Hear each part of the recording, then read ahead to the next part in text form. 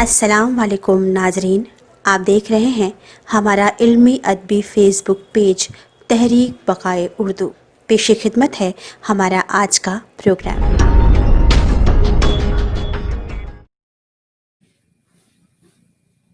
मुअज़्ज़िज़ ख़वातीन व हज़रात और नाज़रीन व सामीन कराम, मैं इरफ़ान आरिफ सदर तहरीक बक़ाए उर्दू आपके रूबरू हूँ फिर से एक नया प्रोग्राम लेकर।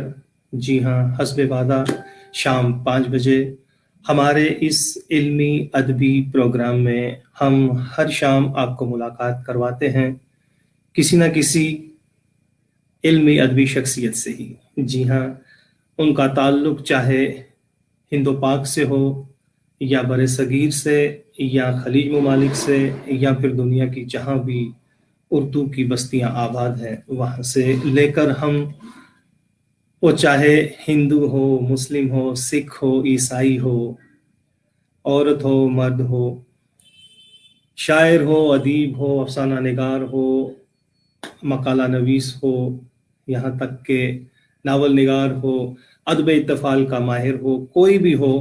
आ, और फिर हमने कोशिशें की हैं कि वो चाहे मुतरजिम हो, हर फील्ड से उर्दू का जहाँ जहाँ भी कहीं कोई ताल्लुक है उसके हवाले से हमने कोई ना कोई मेहमान यहाँ ज़रूर लाया है।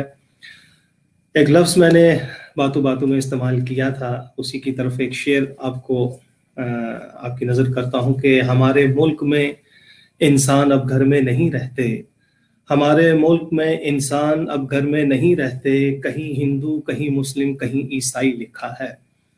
यकीन जानिए कि ये प्लेटफार्म जो है, यहाँ हिंदू भी आया, मुस्लिम भी आया, सिख भी आया, ईसाई भी आया, मर्द भी आया, खातून भी आई, और इससे बढ़कर जो मैं बात कहने जा रहा हूँ वो इंसान आए। जी हाँ, यहाँ मजहब से ऊपर उठकर हम बात करते हैं। चाहे ये शेर जो भी जैसा भी लिखा गया हो, लेकिन हमारे इस प्लेटफॉर्म पे इंसान आए हैं, तामीर की खातिर आए हैं, उनकी सोच भी ऐसी है, उनका अदब भी ऐसा है, उनकी बातें भी ऐसी, उनके ख़यालात, उनके मशवरे भी ऐसे हैं कि हम सब एक हैं।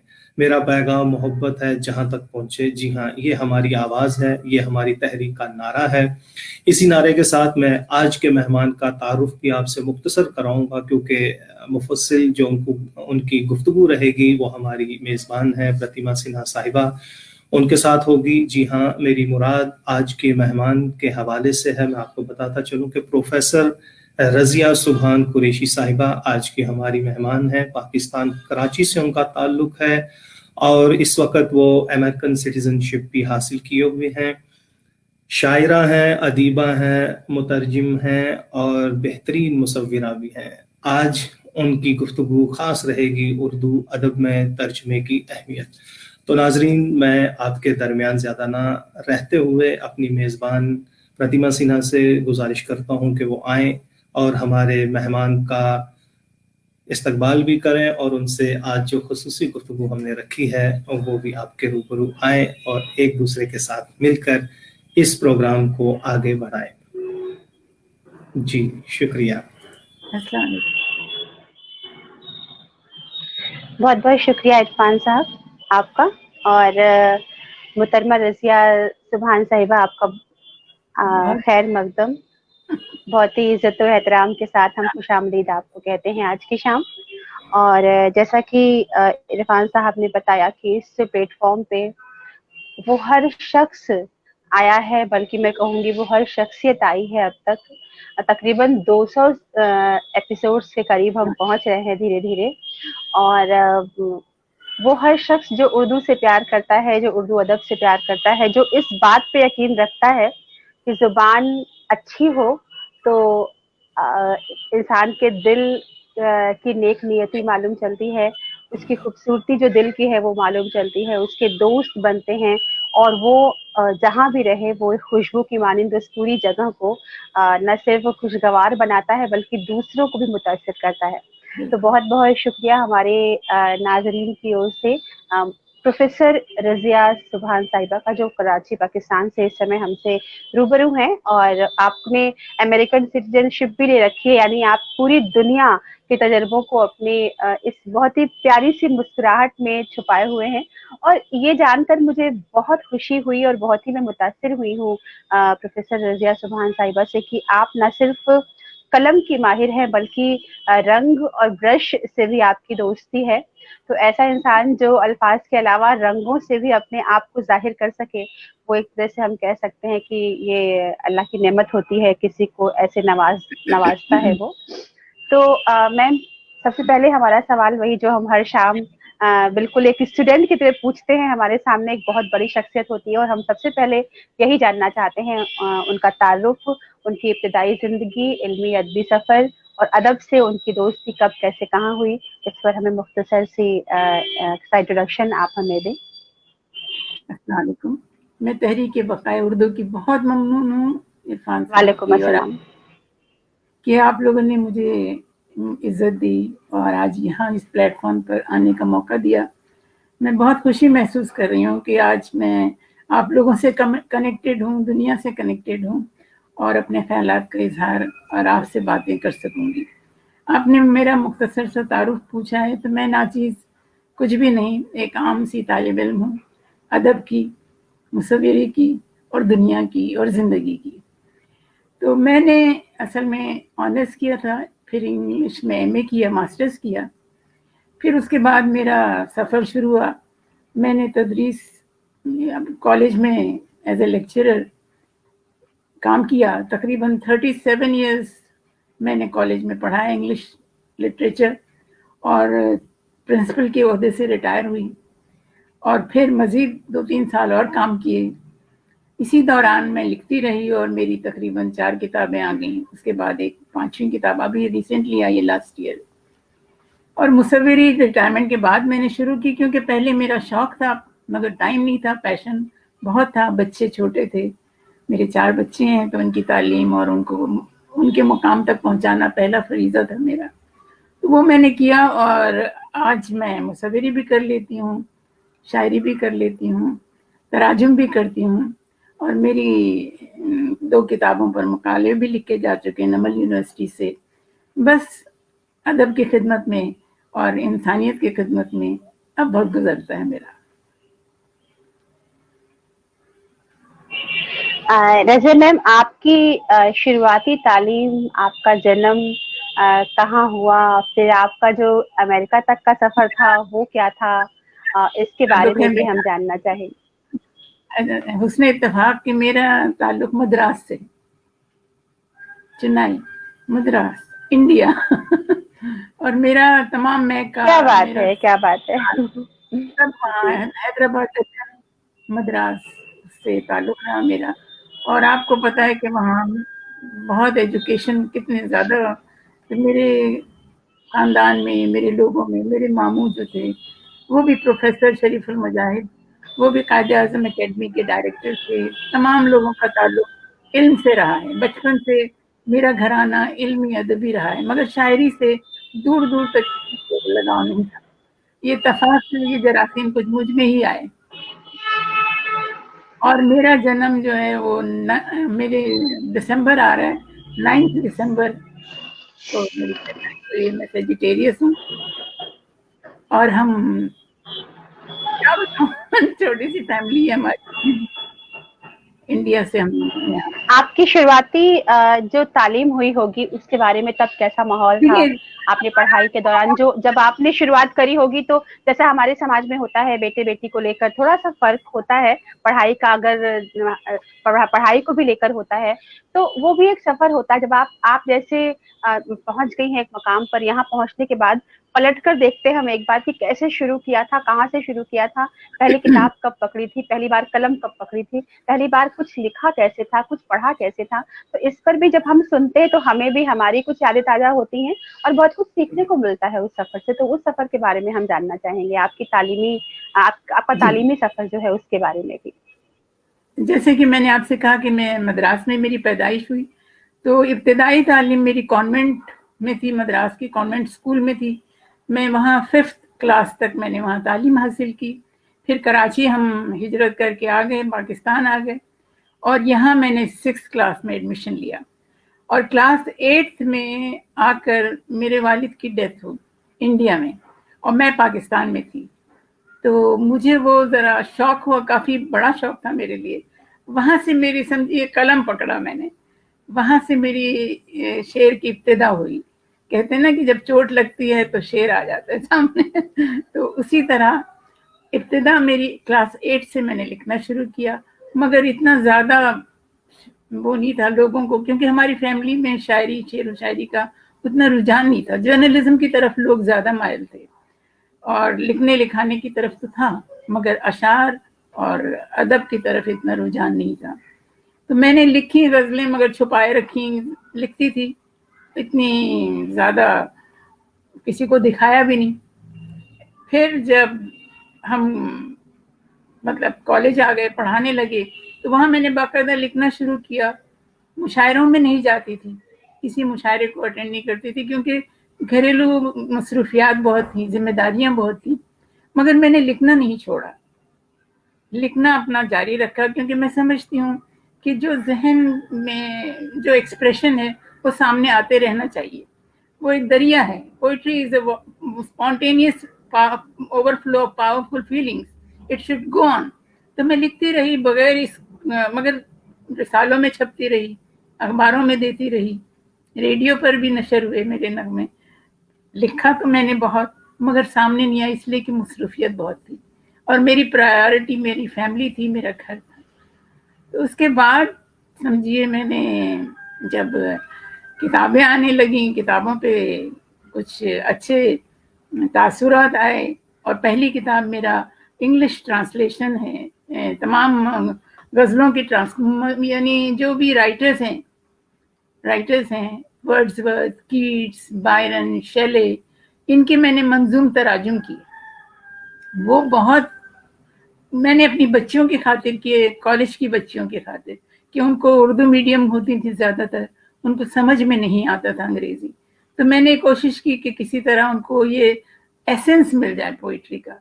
तो मैंने ये तर्जुमे किए, जो कि बाद में किताबी शक्ल में जब आई तो इस पे अवार्ड भी मिला, सिंध लेक्चरर्स एसोसिएशन का इसको अवार्ड भी दिया गया, और इसको बहुत सराहा, और फिर बड़े अच्छी तरह से इसको पेशरफ्त हुई। तो मैंने और हिम्मत की और मजीद किताबें लिखी। ये मेरा बैकग्राउंड है थोड़ा। क्या बात है। अभी बहुत सारी बातें आपसे करनी है, अभी तो हमने शुरुआत ही करी है इस बातचीत की। एक सवाल इसी बीच आपके तारुफ के हवाले से ही आ रहा है कि आपके पास सुना है मैंने कि अमेरिकन सिटीजनशिप भी है, जो कि तभी मिलती जब वहाँ होते हैं, वहाँ काम करते हैं, वहाँ रहते हैं।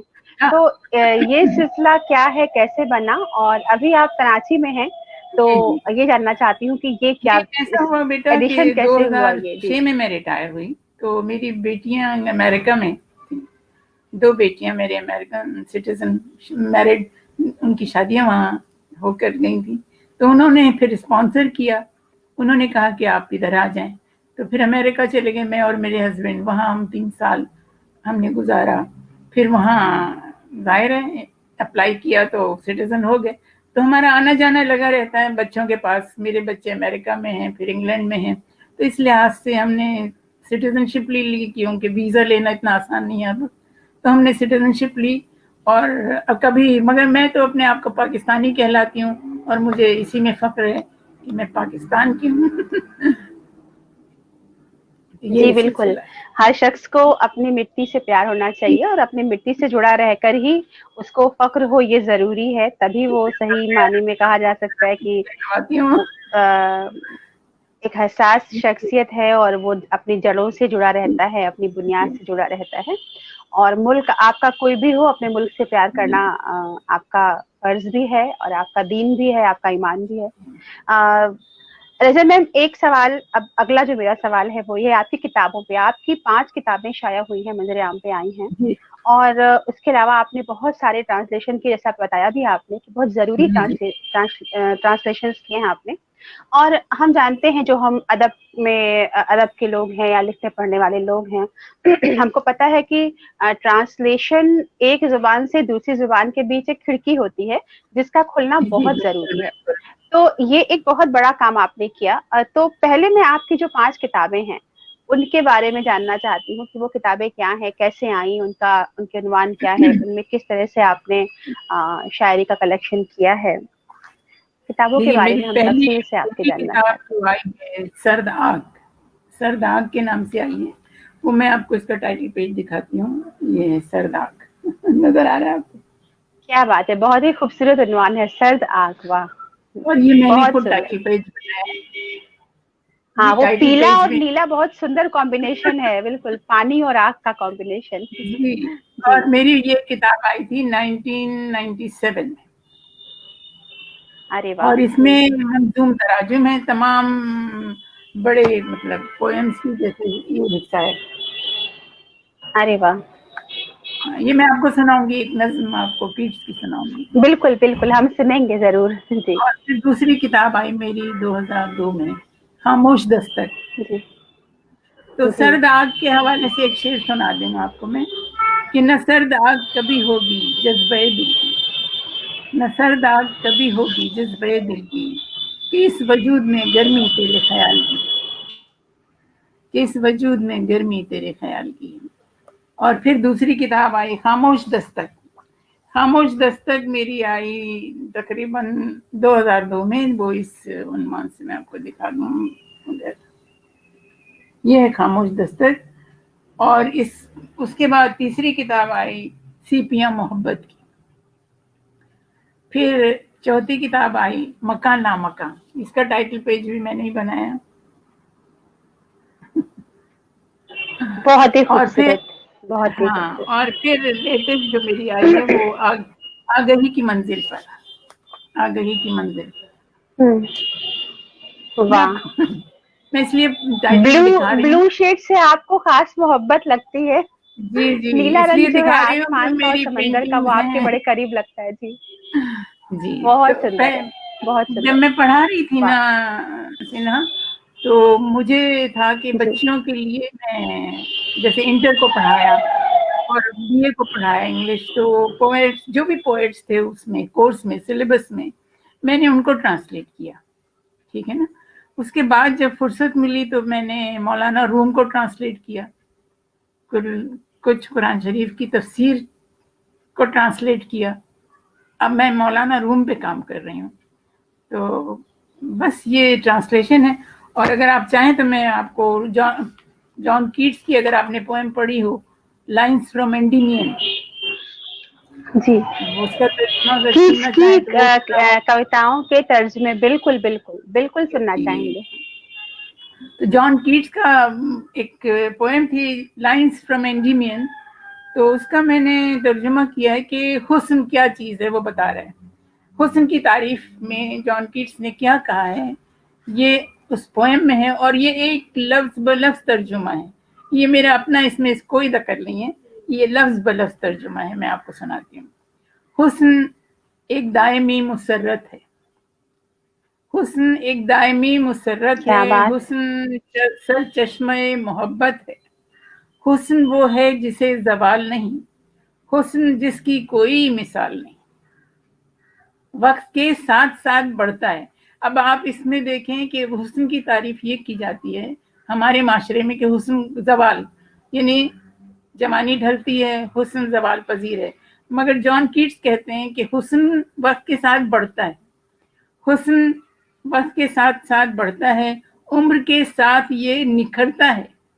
आप ये और भी ये बात देखिए, बिल्कुल सही है, ये बात बिल्कुल सही बिल्कुल है। सही है। और ये जिस हुस्न की जी। तारीफ कर रहे हैं वो फिजिकल हुस्न नहीं है बल्कि वो स्पिरिचुअल। ज़हनी हुस्न है, बिल्कुल, बिल्कुल, और बिखरता है वक़्त के साथ। जी हाँ। वक्त के साथ, उम्र के साथ ये निखरता है। हुस्न ऐसा घना शजर है जो अपने साए से जिंदगानी के तपते सहरा को सब्ज करता है। हाँ, हाँ, हाँ, हाँ, क्या बात है। हुस्न वो है। और गो के दुनिया बहुत ही जालिम है, लोग लोग अपनी खुशी के कातिल हैं, कैसा फुकदान है शरीफों का, कितनी भरमार दुश्मनों की है। मगर इसके बावजूद कोई चीज ऐसी है यहाँ, इतनी दिलकश है, इतनी प्यारी है, अपने तारीख गोशे दिल से रोशनी को निकाल लाती, रोशनी को निकाल लाती है। गम की चादर जो हमने ओढ़ी है, रूह से अपने ये हटाती। हुस्न एक क्या खास बात शे का है। नाम नहीं, हुस्न एक खास शे का नाम नहीं, हुस्न हर चीज में नुमाया है। हुस्न आंखों में, हुस्न धड़कन में, हुस्न सहरा में, हुस्न गुलशन में, हुस्न चांद में है, चांद में हुस्न, आफताब में हुस्न, हुस्न तारों में, कायनात में हुस्न, हुस्न बूढ़े जवां दरख्तों में, हुस्न सरसब्ज सूखे पत्तों में, हुस्न लाला समन गुलाब में है, हुस्न चढ़ते हुए शबाब में है। गर्मियों में है खुन झील का हुस्न, सब्जियों में है नर्म धूप का हुस्न, हुस्न उस दास्तान का वाह हिस्सा जिसको हमने वाह कहीं वाह। सुना न पड़ा। और हुस्न किरदार में कहानी के, हुस्न किस्सों में है जवानी के, जिंदगानी में हुस्न, मौत में हुस्न, चश्मे बीमार गम की जोत में हुस्न।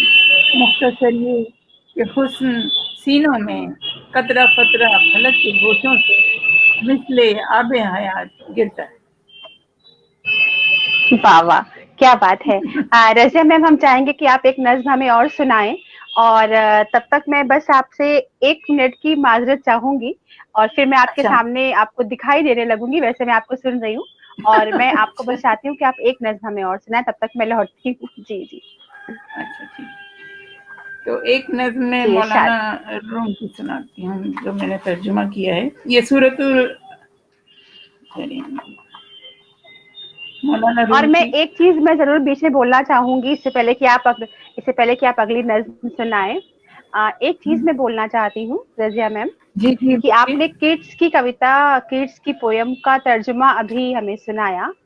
किड्स की वो पोयम रही होगी जिसको आपने नज्म की सूरत तर्जुमा किया जिसका। और कमाल की बात यह है कि अगर सीधे कोई उस नज्म को सुने तो वो ये समझ नहीं पाएगा कि ये तर्जुमा है, क्योंकि वो इतना रिदमिक है सारा। वो एक जी। पाबंद नज्म की तरह, जो उसकी लय है, उसकी रवानी है, बहुत खूबसूरत ट्रांसलेशन आपने किया है। और कहते हैं कि ट्रांसलेशन करने में सबसे बड़ा खतरा ये होता है कि एक खुशबू को एक शीशी से निकाल के दूसरी शीशी में डालना होता है, तो खुशबू उड़ बिल्कुल भी सकती है, कहीं उड़ गायब भी भी हो सकती है, सकती है। बिल्कुल। असल चीज लेकिन आपने बहुत खूबसूरती के साथ किया है, उसके लिए तो वाकई में आप तारीफ के मुस्तहक हैं। जी। शुक्रिया, बहुत एक बहुत और शुक्रिया। नज्म। और ये वर्ड्सवर्थ की मैं आपकी अपनी है या किस कोई? अच्छा, वर्ड पर। वाह, क्या बात मैं है। जी। अपनी सुना दूं, अगर आप चाहें तो मैं अपनी भी सुना सकती हूँ। नहीं नहीं, हम आपकी तो सुनेंगे ही, लेकिन पहले हम ये भी सुनना चाहेंगे क्योंकि ये हाँ, बड़ा कठिन काम है। ये जी। बहुत अलग है। वर्ड्सवर्थ की वो है बिल्कुल बिल्कुल। Sonnet composed upon Westminster Bridge. ये तो सबने पढ़ी होगी, इंटर में, इंडिया में भी पढ़ी होगी बच्चों ने, यहाँ भी पढ़ी होगी। Sonnet composed upon Westminster Bridge by William Wordsworth. तो ये सुबह के वक्त विलियम वर्ड्सवर्थ रिवर थेम्स पे चले जाते हैं, उनको सुबह का मंजर इतना भाता है।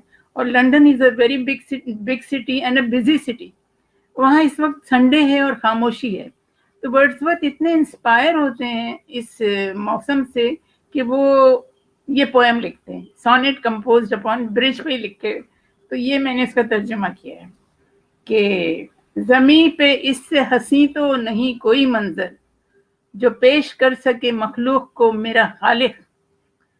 वो शख्स रूह से मुर्दा जमीर से आरी, जो बेनियाजी से मुंह फेर कर गुजर जाए जमी के इतने हंसी मंजरे शहाना से, इतने खूबसूरत मंजर से। पहन लिया है शहर ने लिबास हुस्न सहर, फजा है निखरी हुई पाक साफ और रोशन। हाँ हाँ हाँ हाँ। जमी पे क्या फैले बात है, हुए क्या दूर बात तक के नजारे, फरक फलक को छूती हुई ये इमारतें आला। जहाज पानी में, रिवर थेम्स की बात हो रही, जहाज पानी में गिरजा बुलंद चोटी पर, हर एक चीज जमाने की हो गई जैसे, धुएं से गर्द से आलूदगी से बेगाना। क्योंकि इस वक्त सब रुका हुआ है। ना इससे पहले कभी आफताब ने अपनी रंगा है रंग से वादी पहाड़ दरिया को, ना इससे पहले कभी ये सुकून देखा था, न इससे पहले कभी ये सुकून हुआ महसूस। समंदरों की भी मौजें हैं बेनियाज सफर, समंदरों की भी मौजें हैं बेनियाज सफर, सुकूत बहर तेरे हुस्न की गवाही दे। मेरे खुदा ये सभी घर हैं जैसे सोए हुए, मेरे खुदा ये सभी घर हैं जैसे सोए हुए, और ऐसा सहर व तिलिस्म जमी पे छाया है कि जैसे सीने दरिया में दिल भी साके।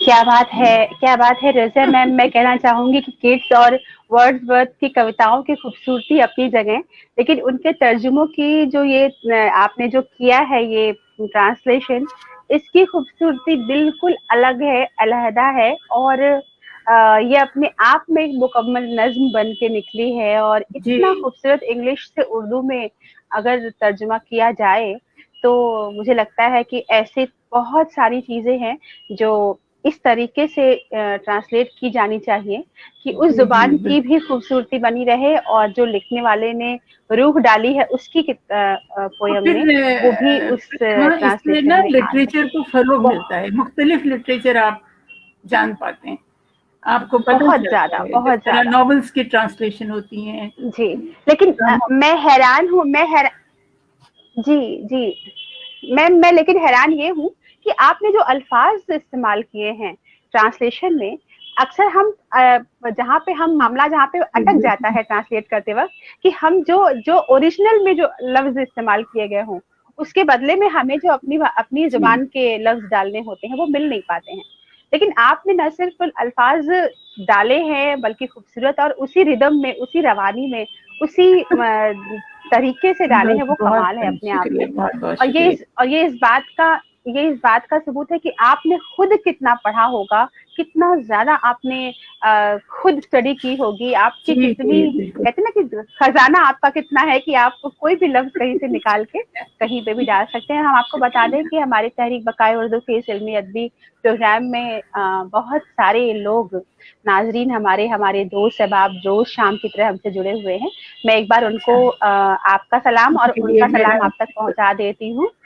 मोहतरम मुबारक हुसैन साहब, मोहतरमा निगार अजीम साहिबा हमें सुन रही हैं, आपके साथ मोहतरम फयाज खान साहब, मोहतरमा सबिहा सुंबुल साहिबा हमें हमारे साथ हैं, मोहतरम हसन हैदर बॉबी, मोहतरम खुर्शीद हयात साहब, मोहतरम गुलजार अहमद वानी, मोहतरम मोहम्मद वाजिद साहब हमें सुन रहे हैं, मोहतरमा वल्ला जमाल साहिबा मिस्र से हमारे साथ जुड़ी हुई हैं, डॉक्टर मुश्ताक अहमद वानी साहिब हमें सुन रहे हैं, मोहतरम और सलाम कह रहे हैं आपको, मोहतरम शबीर राठी साहब हैं, और इसके साथ साथ मोहतरम परवेज मुजफ्फर साहब और मोहतरम जहांगीर एच राविश हमें सुन रहे हैं। और अभी बहुत सारे लोग हैं जो इस प्रोग्राम को आगे भी सुनेंगे। और आपको हम बता दें कि हमारा जो ये इंटरव्यू का सेशन होता है इसको हमने अब साथ साथ फेसबुक के साथ साथ यूट्यूब चैनल के जरिए भी लोगों तक पहुंचा दिया है। तो हमारा चैनल है जिस पर इस सारे इंटरव्यू को आप देख सकते हैं, उसके लिंक हैं, उन्हें आप लाइक कर सकते हैं, शेयर कर सकते हैं, सब्सक्राइब कर सकते हैं। और आपको करना ही है क्योंकि ये बकाए उर्दू की बात हो रही है, तो जाहिर है कि एक जो कारवां तभी बढ़ेगा जब हम एक आगे बढ़ाएंगे और आपका हाथ सबका लगेगा। तो इसको जरूर आप चैनल को सब्सक्राइब करें और हमारे इंटरव्यूज को वहां पर भी देखें और लिंक को शेयर आप कर सकते हैं। अगला सवाल मैं आपसे करूंगी प्रोफेसर रजिया सुभान साहिबा।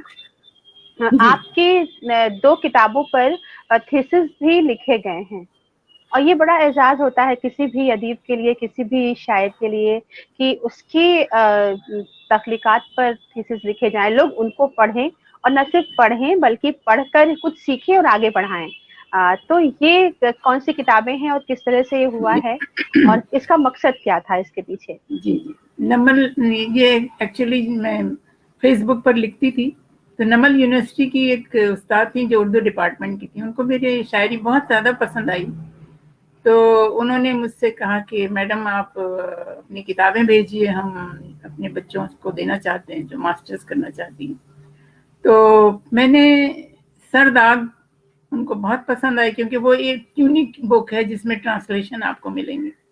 और ये अब बकौल आपके जैसे ये बहुत बड़ा काम है, मैं तो नहीं समझती इसको, बहुत मामूली सा काम समझती हूँ कि मैं और करूँ इसमें कुछ आगे बढ़ सकूँ। तो उन्होंने वो किताब मांगी, सर्द आग मांगी और खामोश दस्तक मांगी, जो मेरी दूसरी किताब थी। तो इन दोनों किताबों पे नमल यूनिवर्सिटी में मकाला लिखा गया और बच्ची ने मुझे थीसिस रवाना की। तो इस तरह उस पे काम हुआ था बहुत। Islamabad university, it's a university क्या ऑफ बात लैंग्वेज। है। जी जी जी जी, बिल्कुल। और ये मैं इसलिए कह रही हूँ क्योंकि मेरे लिए तो खैर जहाँ पे मैं हूँ वहां से तो बहुत ही बड़ी चीज है ये। और ये एक एजाज होता है लिखने वाले के लिए, क्योंकि आप लिख रहे हैं। लिखना एक ये होता है कि अपने मन के लिए हम लिख रहे हैं, अपनी खुशी के लिए लिख रहे हैं, लेकिन एक वक्त के बाद आपके लिखने में वो असर पैदा होता है कि वो आस जी पास के लोगों पर असर डालने लगता है, उनको बदलने लगता है, उनको सोचने पे मजबूर करने लगता है। और तब जाके जो एक अदीब होता है या एक शायर होता है या शायरा होती है, उसके ऊपर बड़ी जिम्मेदारियां हो जाती हैं, क्योंकि उसका लिखा हुआ फिर लोगों के दिमाग तक, लोगों के दिलों तक पहुंच रहा है और लोग अपनी जी। राय बदल रहे हैं उस लिखे हुए को पढ़कर। और आप यकीन तो ये मानिए, स्पेशली जब आप स्टूडेंट्स के साथ इन्वॉल्व होती है ना, तो स्टूडेंट्स को जब आप पढ़ा रही होती हैं, जैसे किड्स की ओटो जी नाइटिंगेल पढ़ा रही हैं आप, इट इज सच ए जी ब्यूटीफुल पोएम और it has so much beauty in it कि आप चाहती हैं कि वो ब्यूटी आप ट्रांसफर करें उन बच्चियों के जहन में। वो सही नहीं है, जब सही बात है, तो ट्रांसलेशन जब मैंने किया बिल्कुल तो वो भूल नहीं सकती फिर। वो बिल्कुल इन सही बात है, ट्रांसलेशन को पढ़ने के बाद उस पोएम को नहीं भूल सकती, इसलिए मैंने बिल्कुल सही ट्रांसलेशन बात है। किया। और मेरी ये और मुझे ख्वाहिश है लगता कि है मैं कि अदब, जी जी, आप बहुत सारा ट्रांसलेशन करें, हम सबकी ये ख्वाहिश है और दुआ भी है। और हम और मुझे ये लगता है कि अदब में जो भी कुछ भी लिखा जाता है, चाहे वो गजल की सूरत, अफसाने की सूरत, किसी भी तरीके से जो लिखा जाए, जी और उसे जितने लोगों तक पहुंचाया जा सके, उसका जी बिल्कुल मकसद उतना ही ज्यादा पूरा होता है जितना उसको लोग पढ़ पाए, चाहे कैसे भी पढ़ पाए। बिल्कुल तो हमारा ये फर्ज भी बनता है कि अगर हमारी जुबान में कोई चीज मौजूद नहीं है और हम उसको अपनी जुबान में ला सकते हैं ट्रांसलेशन के जरिए, तो बिल्कुल उसकी हम कोशिश करें। लेकिन हाँ, उसके लिए दोनों जुबानों की आपको बहुत गहरी नॉलेज होनी चाहिए, जैसे आपके पास है, कि अल्फाज यूं आए कि लगा वो आपकी ओरिजिनल चीज है जो हम सुन रहे हैं। मैम एक चीज, अभी तो हम लोग अभी आपके अदब पे और बात करेंगे, आपकी जो अपनी लिखी हुई चीजें उसको हम सुनेंगे। लेकिन एक सवाल जो बड़ा खूबसूरत सा पहलू है आपकी शख्सियत का, रंगों से आपकी मोहब्बत, आप एक मुसव्विरा भी हैं। और मैं बस इमेजिन कर सकती हूँ कि अल्फाज से भी गजल नज्म लिखना, रंगों से भी नज्म लिखना, तो ये एक अलग ही। और अभी अभी आपने शुरुआत में कहा था कि हमें एक्सप्रेस होने का हक है, अपने आप को जाहिर बिल्कुल करने का, बिल्कुल अपने आप को जो भी आपके, तो रंग भी एक्सप्रेस करते हैं, एक खाली कैनवास भी आपको एक्सप्रेस करने का जरिया देता है। तो इसके बारे में बताएं कि ये कैसे, कब से शुरू हुआ और क्या क्या आपने अब देखिए, तक किया है? जी सबसे बड़ी चीज जो मैं समझती हूँ, कम्युनिकेशन, जब आँख खोलते हैं, जब होश में आते हैं, तो हम लैंग्वेज नहीं सीखते हैं, हम लैंग्वेज से कम्युनिकेट नहीं करते हैं, हम सिर्फ कम्युनिकेट करते हैं रंगों से, हम कम्युनिकेट करते हैं नेचर से, हम कम्युनिकेट करते हैं जब नेचर को हम देखते हैं, हम आँख खोलते हैं, हमें नेचर नजर आती है, चढ़ता हुआ सूरज नजर आता है, ढलती हुई शाम नजर आती है, रात को चांद नजर आता है। तो ये वो रंग है जो आपकी शख्सियत पर असर करते हैं। उसके लिए जरूरी नहीं कि आप मुसव्विर हो ना हो, आप रंग आपकी जिंदगी का हिस्सा है। वजूद जन से तस्वीर कायनात में रंग, तो वजूद बशर जो है, वो रंग जो है वो बशर की अंदर है, उसको बाहर लाना आपका काम है। आप भी ब्रश पकड़ेंगी तो आप पेंट कर लेंगी, मेरा ये दावा है, मगर लिखना जो है वो बड़ा मुश्किल काम है। मैं बताऊं आपको, लिखना मुश्किल है, मगर पेंट करना, हर एक शख्स आर्टिस्ट है, but everybody can not be a writer, everyone cannot be a poet. Poets are born poets, but artists, they are not born artists. You can learn art. That is the difference. आप सीख सकती हैं, आपको मैं अभी brush दूं, आप अपने मर्जी से रंग बखेर देंगी और वो हाँ, रंग खूबसूरत हो कुछ जाएंगे। टेढ़ी मेरी लाइंस तो बना ही दूंगी मैं। हाँ ना, तो हर इंसान के हाँ अंदर ये है। कलम तो वही पकड़ता है जिसको अल्लाह हिदायत देता है और अल्लाह तौफीक देता है और अल्लाह इनाम देता है। कलम बहुत बड़ी जिम्मेदारी है।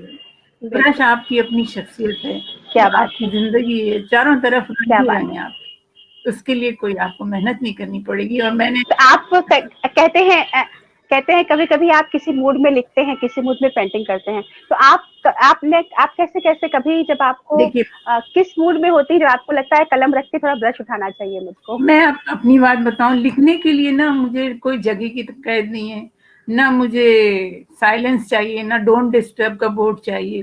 क्योंकि मैं पढ़ाती थी और उस दौरान में लिखती थी, तो मुझे आदत है चलते फिरते लिखने की। Thought comes and I write. I don't need a place. एक पेपर चाहिए और एक पेन चाहिए, बस लिख यू आर लिया। Really blessed ma'am, you are really blessed. वरना मगर हम पेन लोग ढूंढते हैं कोई मुझे कोना मिल जाए जहाँ के हम बैठ के हम लिख सकें सुकून से। मुझे जी अल्लाह का शुक्र है। मगर पेंटिंग के लिए मुझे जगह चाहिए, मुझे ब्रश चाहिए, मुझे पेंट चाहिए, मुझे खामोशी चाहिए, मुझे नो डिस्टर्ब का बोर्ड चाहिए, और मैं फिर डूब के पेंटिंग करती हूँ। पेंटिंग के लिए मुझे कंसंट्रेशन चाहिए। पोइट्री के लिए मैंने ट्रांसलेशन, आप यकीन माने, चलते फिरते लिखा है, पढ़ते पढ़ते लिखा है, तो बैठना नहीं पड़ता है मुझे। ये अजीब बात है, शायद मेरे साथ है, मगर मैं लिखते वक्त नहीं बैठती हूँ, मगर पेंटिंग करते वक्त मैं बहुत पहले से सोचती हूँ, रंगों के बारे में सोचती हूँ, कॉम्पोजिशन के बारे में सोचती हूँ। क्योंकि देखिए, पेंटिंग जो है ना, वो ऐसी चीज है कि नजर से ताल्लुक है, और शायरी का ताल्लुक दिल से। क्या बात, मेरा वाह शेर क्या बात है। आपको पहुंचेगा तो आपको दिल को छू जाएगा। अगर मैंने पेंटिंग दिखाई, अगर आपकी नजर को वो नहीं भली लगी, वो आपके दिल तक नहीं पहुंचेगी। तो पेंटिंग का ताल्लुक नजर से होकर दिल को जाता है, मगर शायरी का ताल्लुक डायरेक्ट दिल पे आता है। तो इसलिए पेंटिंग के लिए तो बैठना पड़ता है, बहुत सोच समझ क्या के बात पेंटिंग कर। तो कभी कोई एग्जीबिशन आपने लगाई है या प्लान की है, या इतनी पेंटिंग्स है कि एग्जीबिशन के बारे में सोचा ना, है कभी? ये देखिए, ये हमारे माशरे की वो है, अलमिया है कि यहाँ कहते हैं हर चीज स्कूल जाएं, हर चीज डिप्लोमा लें, हर चीज सर्टिफिकेट लें, फिर आए हमारे पास। तो मैंने ना डिप्लोमा लिया पेंटिंग में, ना सर्टिफिकेट है मेरे पास, ना मैं कोई स्कूल गई। मेरी पेंटिंग लाख में आ रही हूँ, अच्छी हूँ, मगर एग्जीबिशन इसलिए नहीं होती कि वो उनकी वो नहीं है, उनका कोड नहीं है, वो उनके प्रोटोकॉल में नहीं आता है। वो कहते हैं कि हमें सर्टिफिकेट चाहिए, शो करें कोई सर्टिफिकेट। तो वो मैं कहाँ से लाऊं? तो नुमाइश मेरी चलिए इसीलिए कोई नहीं। बात नहीं। मुझे लगता है कि दुनिया की सबसे खूबसूरत जो चीजें होती हैं ना, उनका सर्टिफिकेट हो भी नहीं सकता है, वो और मैं महसूस करने वाली चीजें होती मुतमईन हूँ, हैं। मुझे नुमाइश की जरूरत भी नहीं। जी बिल्कुल नहीं है। सच सच बात यही है कि जो चीजें खूबसूरत होती है उन्हें तशहीर नहीं चाहिए, उन्हें नुमाइश नहीं चाहिए। हाँ, वो आपके खुद दिल ब को खुद अच्छी लग पहुंचता रही है, हमारी है, बिल्कुल हमारी है, हमारे अपनों के लिए है, वो बहुत बड़ी है। चीज होती है। लेकिन मैं ये मानती हूँ कि रंगों के साथ, रंग कुदरत है। आपने कहा कि पहला जो हमारा सामना होता है रंगों से होता है। रंगों को पहचानना और रंगों को इंतखाब करना अपनी जिंदगी में, ये सलाहियत भी ऊपर वाला किसी किसी को देता है। तो अगर आप लिख भी सकते हैं और रंगों के साथ भी आपकी दोस्ती है, आपकी ट्यूनिंग है, तो यू आर रियली ब्लेस्ड। और ऐसा बहुत कम होता है हालांकि। लेकिन अच्छी बात यह है मैम, मैं आपको बताऊं कि एक प्रोफेसर, एक अदीब और एक पेंटर, जो आपकी शख्सियत के तीन पहलू हैं, वही तीन पहलू हमारी सदर साहब की भी शख्सियत के हैं। प्रोफेसर इरफान आरिफ साहब प्रोफेसर भी है, वो असिस्टेंट प्रोफेसर है वो, और वो लिखते भी बहुत खूब हैं। और उनकी पेंटिंग यानी रंगों से भी उनकी जो शख्सियत में एक निखार है वो भी है, बहुत अच्छी पेंटिंग करते हैं, हालांकि ये बहुत कम लोग जानते हैं। आज मैं ये इसलिए कह रही हूँ क्योंकि आप सामने हैं, तो एक अच्छा जी बिल्कुल, मैं जी देखूंगी, अच्छा पेंट करने वाला। इकरार करके मैं देखूंगी। तो मैं चाहूंगी कि अब इस बातचीत में हम प्रोफेसर इरफान आरिफ साहब को भी ऐड करें। और जाहिर है कि वो बहुत मेहनत से इस प्रोग्राम को उन्होंने एक शक्ल दी है। और ये बहुत मेहनत। शुरुआत जो कि उनकी तंजीम है, और उस तंजीम के अरकान जिसमें सदर साहब भी हैं, हमारे सरपरस्त साहब हैं, 10 सालों से, बल्कि 10 से अब समय अधिक ही हो रहा है, उन्होंने जम्मू कश्मीर में उर्दू को लेके बहुत जबरदस्त मुहिम चलाई, उसमें कामयाब रहे। लेकिन ये जो मिलने मिलाने का सिलसिला, ये पूरी दुनिया को अपनी आगोश में भर लेने का सिलसिला जो पिछले 6 महीनों से चल रहा है, ये वाकई बहुत कमाल अच्छा, का है। ये बहुत कमाल का क्योंकि है। बिल्कुल, और ये इरफान साहब की ही कोशिश और उनका ही सपना है जो पूरा हो रहा है, तो मैं उनको अब जोड़ रही हूँ कि वो ढूंढ के ही दिला रहे हैं। जी ढूंढ के जी ला रहे हैं बिल्कुल बिल्कुल। और न क्योंकि सिर्फ खुद ला रहे हैं बहुत बल्कि मेहनत जितनी भी पसे पर्दा तैयारियां होती हैं, पोस्टर बनाने से लेके फोन कॉल करने तक, वो बहुत तवील काम होते हैं, और खुद एक नौकरी में होते हुए लेकिन वो करते हैं और पूरा नेक नियति से करते हैं, तो जाहिर है वो बहुत खूबसूरती से सामने भी आ रहा है। तो एक मुसव्विर को एक दूसरे मुसव्विर से, एक शायर को दूसरे शायर से, एक प्रोफेसर को दूसरे प्रोफेसर के सामने, मैं चाहती हूँ कि वो ऐड हो, मैं उन्हें ऐड कर रही हूँ, और इस बातचीत को आगे बढ़ाने के लिए इरफान साहब को उनके ही प्रोग्राम में मैं जोड़ रही हूँ। आदाब आदाब। इरफान साहब की आवाज नहीं आ रही। आपका माइक म्यूट है इरफान साहब। ऑन कर दिया। मैं इसलिए अभी खामोशी से सुन रहा था कि अभी बहुत सी चीजें ऐसी थी कि जो मुझे सुनना थी। बहरहाल आपने जल्दी ऐड कर लिया, उसके लिए भी शुक्रिया। सबसे पहले तो मैं शुक्रिया अदा करूंगा हमारी आज की मेहमान प्रोफेसर रजिया सुभान कुरैशी साहिबा का, क्योंकि इनको जो सुन रहे हैं उनका भी शुक्रिया अदा करूं। चाहे वो सबिया सुंबुल साहिबा वो कह रही हैं कि बहुत ही अच्छा है कि शायर के लिए चलते फिरते माहौल का जो आपने जिक्र किया वो बहुत अच्छा लगा उनको। वो भी कहती हैं कि मैं भी अक्सर वक्त जो है किचन में गुजारती हूँ और शायरी कर लेती हूँ। उसके बाद सब शाजली साहिबा आपको इस वक्त न्यूजीलैंड से सुन रही हैं उनको भी मैं शुक्रिया अदा करता हूँ उनका भी। और इसके साथ बहुत सारे नाम डॉक्टर शबाना नसरीन साहिबा हैं और बाकी नाम तकरीबन इन्होंने गिना दिए हैं।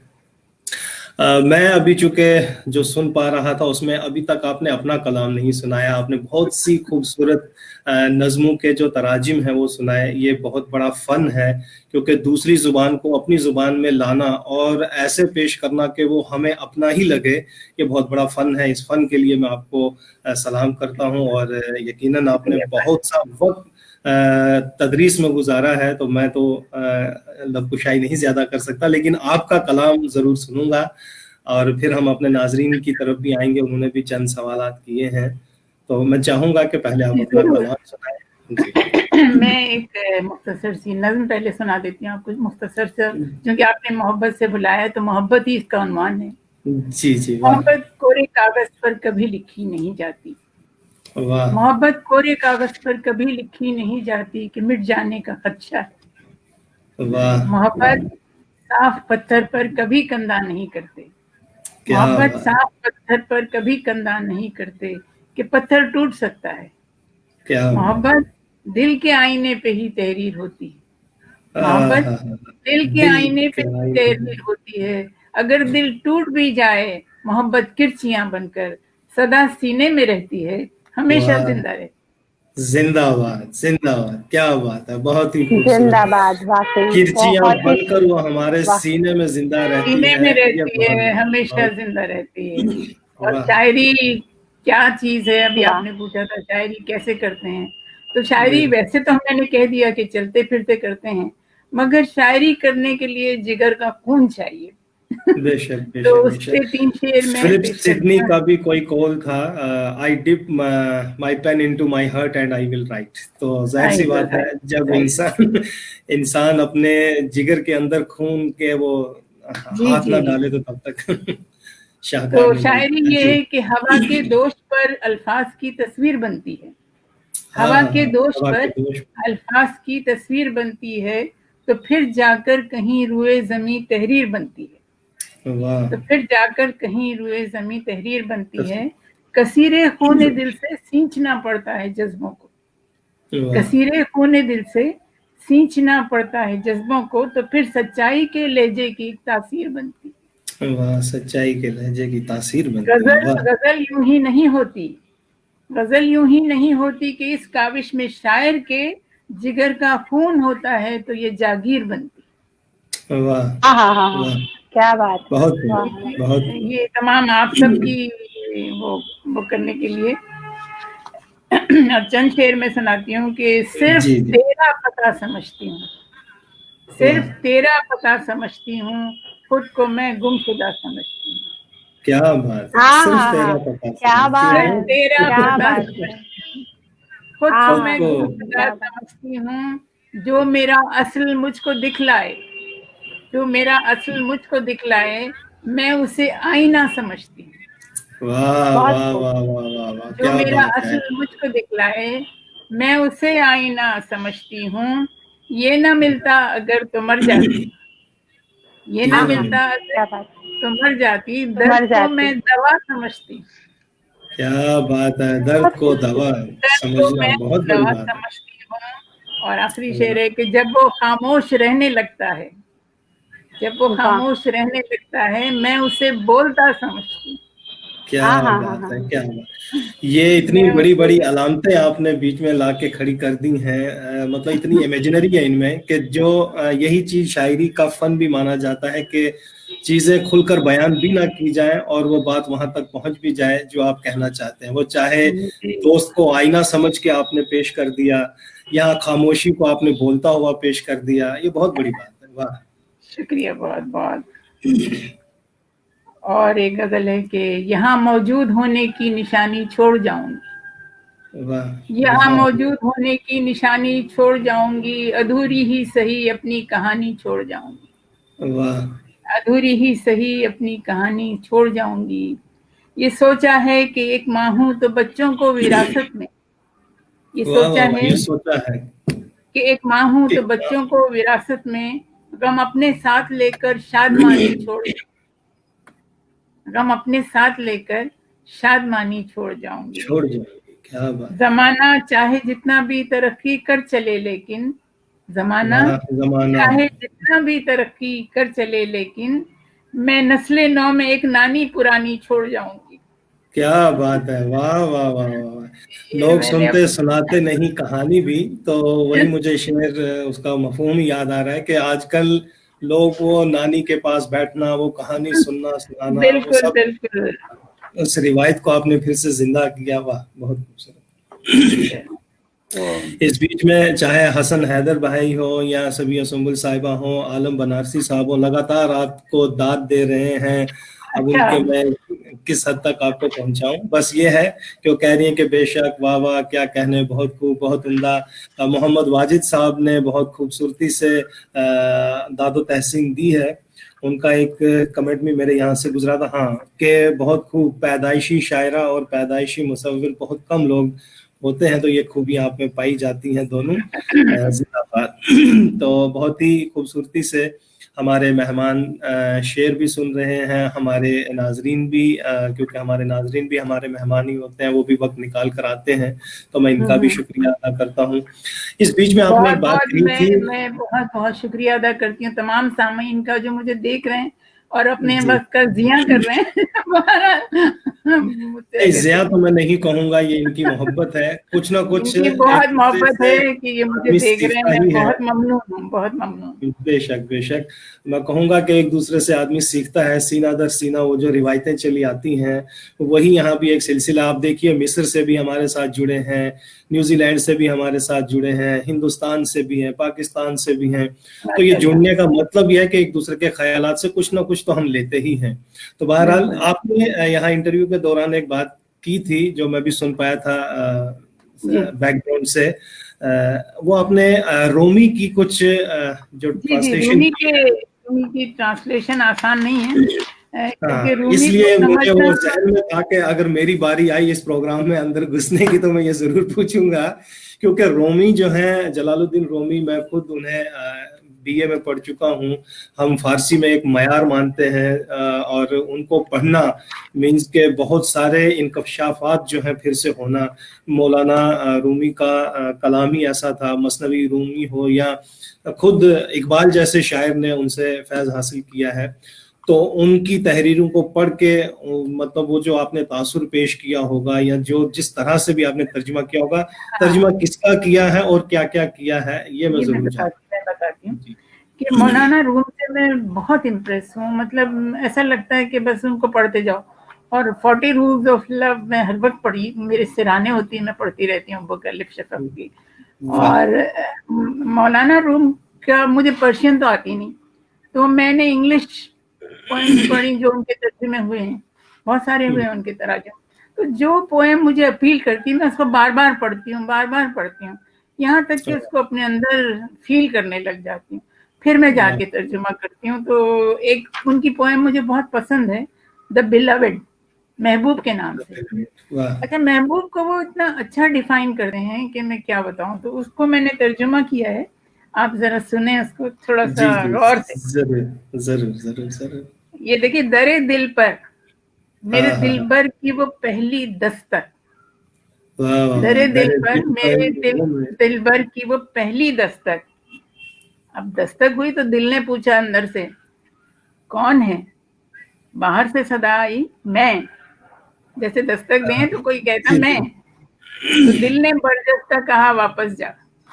वाह दिल ने बरजस्ता कहा वापस जा, क्या बात है। दिलबर ने दस्तक दी दिल पे और दिल ने पूछा कौन? दिलबर ने कहा मैं। दिल ने बरजस्ता कहा वापस जा, और कहा दर रहा बंद न खोला दिल ने।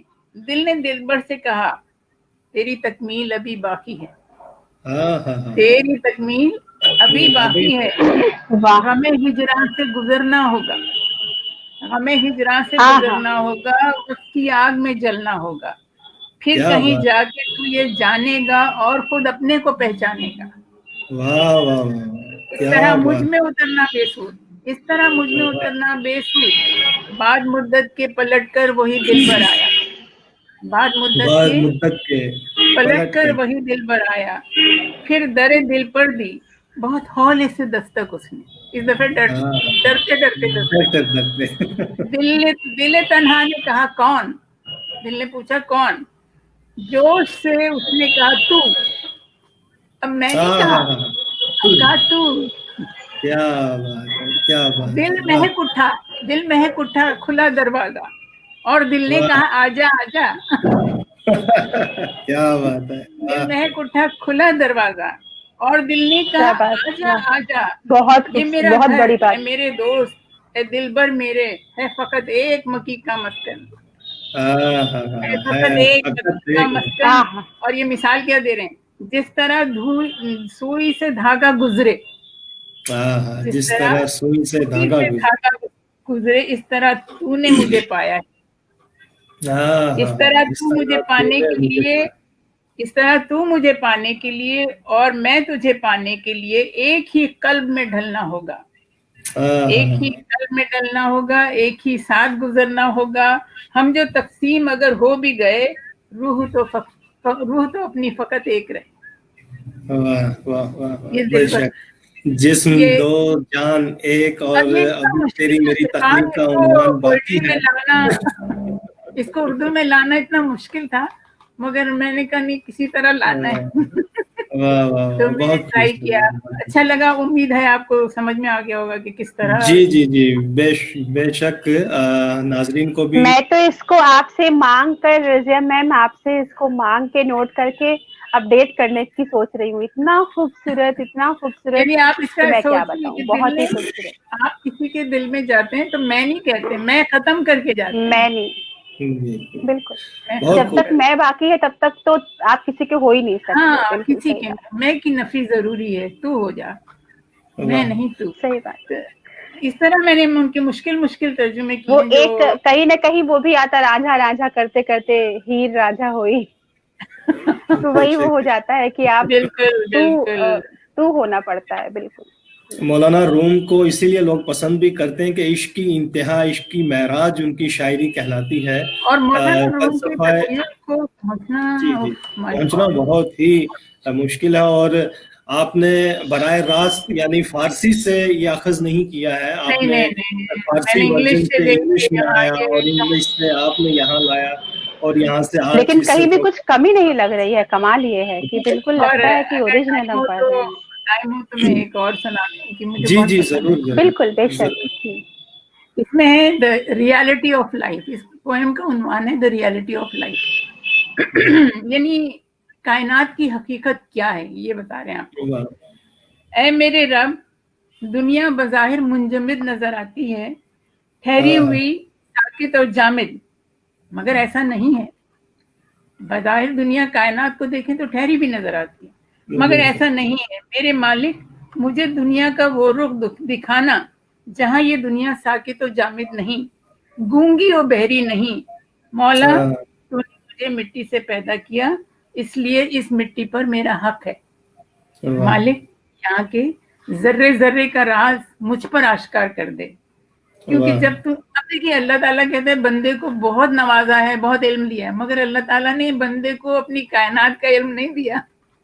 और मौलाना रूम को मांग रहे हैं अल्लाह से, कह रहे हैं तो ये दुनिया जो मुझे बज़ाहिर गूंगी बहरी नजर आ रही, ऐसा नहीं है, ये सुन सकती है, ये देख सकती है, मुझे इसका इल्म दे, जर्रे जर्रे का राज मुझ पर आश्कार कर दे, क्योंकि जब तूने हजरत मूसा को हुक्म दिया कि पानी में अपना असा फेंक दो, वो पानी का सीना चाक हो गया। जब तूने हजरत सुलेमान के ताबे हवा को किया तो हवा उनके काबू आ गई। फिर तूने चांद को अपने मोहम्मद सल्लल्लाहु अलैहि वसल्लम के इशारे पर शक होने को कहा तो वो दोनी हो गया। और जब हजरत इब्राहिम को आग में फेंका तो तेरे इशारे पर वो गुलजार आ गई। मेरे आका, तेरी कायनात चीख चीख कर कह रही है, वो बोल सकती है, हरकत कर सकती है, तेरा हुक्म बजा लाती है, हालांकि हम उसे मुंजमिद, साकित और बेजान समझते हैं। ए रब, मुझे तेरे कायनात का ये रुख जरूर दिखाना, चाहे इस दुनिया में या उस दुनिया में, क्योंकि तेरे इशारे बहुत वाज़ेह हैं। वाह वाह वाह। इस मतलब इस तर्जुमे को मैं तख्लीक ही मानूंगा, क्योंकि ये तर्जुमा कम और इसमें तख्लीकियत ज्यादा है। बहुत ही खूबसूरत। और सबसे बड़ी बात यह है कि एक ऐसा फलसफा है, जाहिर सी बात है, मैं भी यानी हम सोचते तो हैं ये सब कुछ है, मतलब हम बच्चों को भी पढ़ाते हैं क्योंकि हमारा भी दर्स व तदरीस है, लेकिन इतनी खूबसूरती से जो आपने एक मंजर पेश किया कि हर चीज यहाँ हरकत में है, हर चीज यहाँ बोल सकती है, मिसालें देखी ना, मिसालें दे दी, अमल भी कर सकती है। यानी चांद अमल करके दिखा रहा है, दो टुकड़े होके, दरिया रुक रहा है और जलते हुए शोले जो है वो फूल बन रहे हैं। इसका मतलब ये बहुत खूबसूरत बातें आपने इसमें उतारी हैं। बेशक असल मतन जो है रूमी साहब का है, और यहाँ लोगों ने कहा भी है कि लोग जो है ना इस चीज को समझें। जी जी जी जी बिल्कुल। मौलाना रूम का नाम सुनते ही आलम बनारसी साहब कह रहे हैं कि मेरा दिल बाग बाग हो गया है। वाजिद साहब भी कह रहे हैं कि वाह वाह, बहुत ही खूबसूरत वसी कैनवस है, एक जान दो कालिब, बड़ी उम्दगी से आपने यानी ये पेश किया है। तो मैं वाजिद साहब का, मोहम्मद सलीम साहब, मुझे यकीन माने इरफान, अपनी गजलें सुनाने से ज्यादा ये सुनाने में मजा आया। नहीं, और रजिया मैम, आपकी जो ये बात है हम समझ पा रहे हैं, जो आप कह रही हैं कि आप ये चाहती हैं कि लोग ये समझें। दरअसल यही एक 30 बाकी रह जाती है कि लोग समझ जाएं कि कितनी गहरी बात कही जा रही है, कितना बड़ा अल्लाह ताला, देखिए ना कुरान शरीफ में अल्लाह ताला कहता है मेरे इशारे समझो। क्या इशारे, यही तो है वो इशारे। और मुझे लगता है समझना भी एक तौफीक है जो अल्लाह देता है, तो बहुत बड़ी ब्लेसिंग होती है। समझना भी बहुत मुश्किल चीज होती है कभी कभी समझ पाना। खुदा का शुक्र है हम लोग तो समझ पाते हैं। मौलाना रूम के मजीद तराजुम करूं और उसको किताबी शक्ल में पेश करूं। बेशक अल्लाह तौफीक दे और ये काम जल्द अज जल्द हो, क्योंकि मुझे कल ही मतलब ईरान से भी 2-4 बड़े आलिमों ने, दानिशवरों ने जो है मतलब कहा है कि भाई प्रोग्राम बहुत अच्छा जा रहा है। कल परसों भी 1-2 प्रोग्राम ऐसे हुए कि उसमें कहीं ना कहीं फारसी का जिक्र आ गया। तो आज तो अल्हम्दुलिल्लाह, तो मुझे लगता है कि मैंने उनको यही कहा कि देखिए उर्दू और फारसी पर ही हम बात करेंगे जब आप चाह रहे हैं। तो इंशाल्लाह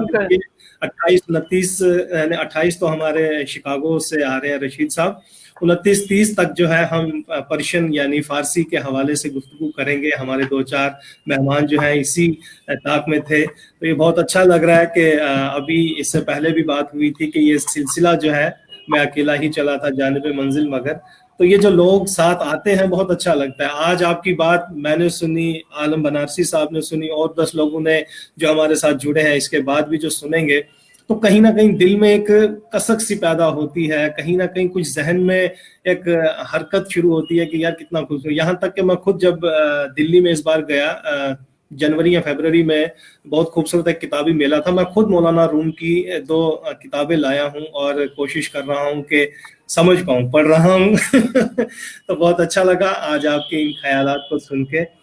तर्जुमा करते वक्त चूँकि और मैंने सारे कुछ हिम्मत ये भी किए, जैसे सूरह फातिहा, सूरह असर, इनके भी तराजुम किए मैंने, ताकि बच्चियों को अरबी याद ना हो तो तर्जुमा तो याद हो। हम लोग उसे सुन सकते हैं क्या? जी अगर बिल्कुल। वल असर ये हो तो ये बहुत खूबसूरत है। वल असर, जी हम लोग सुनना चाहेंगे इसे। अच्छा पहले सूरह फातिहा की सुना देती हूँ। जी जी, हाँ हाँ, वो तो महराज शुक्र है। परवरदिगारे आलम का। अब आप पूरा सूरह फातिहा आपको याद है, आप याद मैं करिए। आराम से, जी जी, आराम से शुक्र सुनूंगा। परवरदिगारे आलम का, जो निहायत रहीम और रहमा, जो है रोज़े जज़ा का मालिक के कुल। ऐ मेरे रब, मालिक के मेरे अजीम खुदा, हर बशर को है सिर्फ तुझसे तलब, मांगते हैं फकत तेरी ही मदद। ऐ खुदा सीधी राह दिखलाना, जिस पे चलने से इस्तेकामत हो, रास्ता उनका जिन पे बरसाई बेबहा नेमतों की बरसात। वइय्याका नअबुदु व इय्याका नस्तईन। ये रास्ता उनका जिन पे बरसाई बेबहा नेमतों की बरसातें, ना कि वो रास्ता कि जिस पे चले और गुमराहियों के जल में गिरे। मालिके कुल दुआए दिल सुन ले, मालिके कुल दुआए दिल सुन ले, नेक बंदों में तू हमें चुन ले। आमीन। वाह, आमीन सुम्मा आमीन। दुआए दिल सुन ले और आमीन आमीन हमें आमीन। चुन ले, ये बहुत ही खूबसूरत और बिल्कुल सही कहा आपने।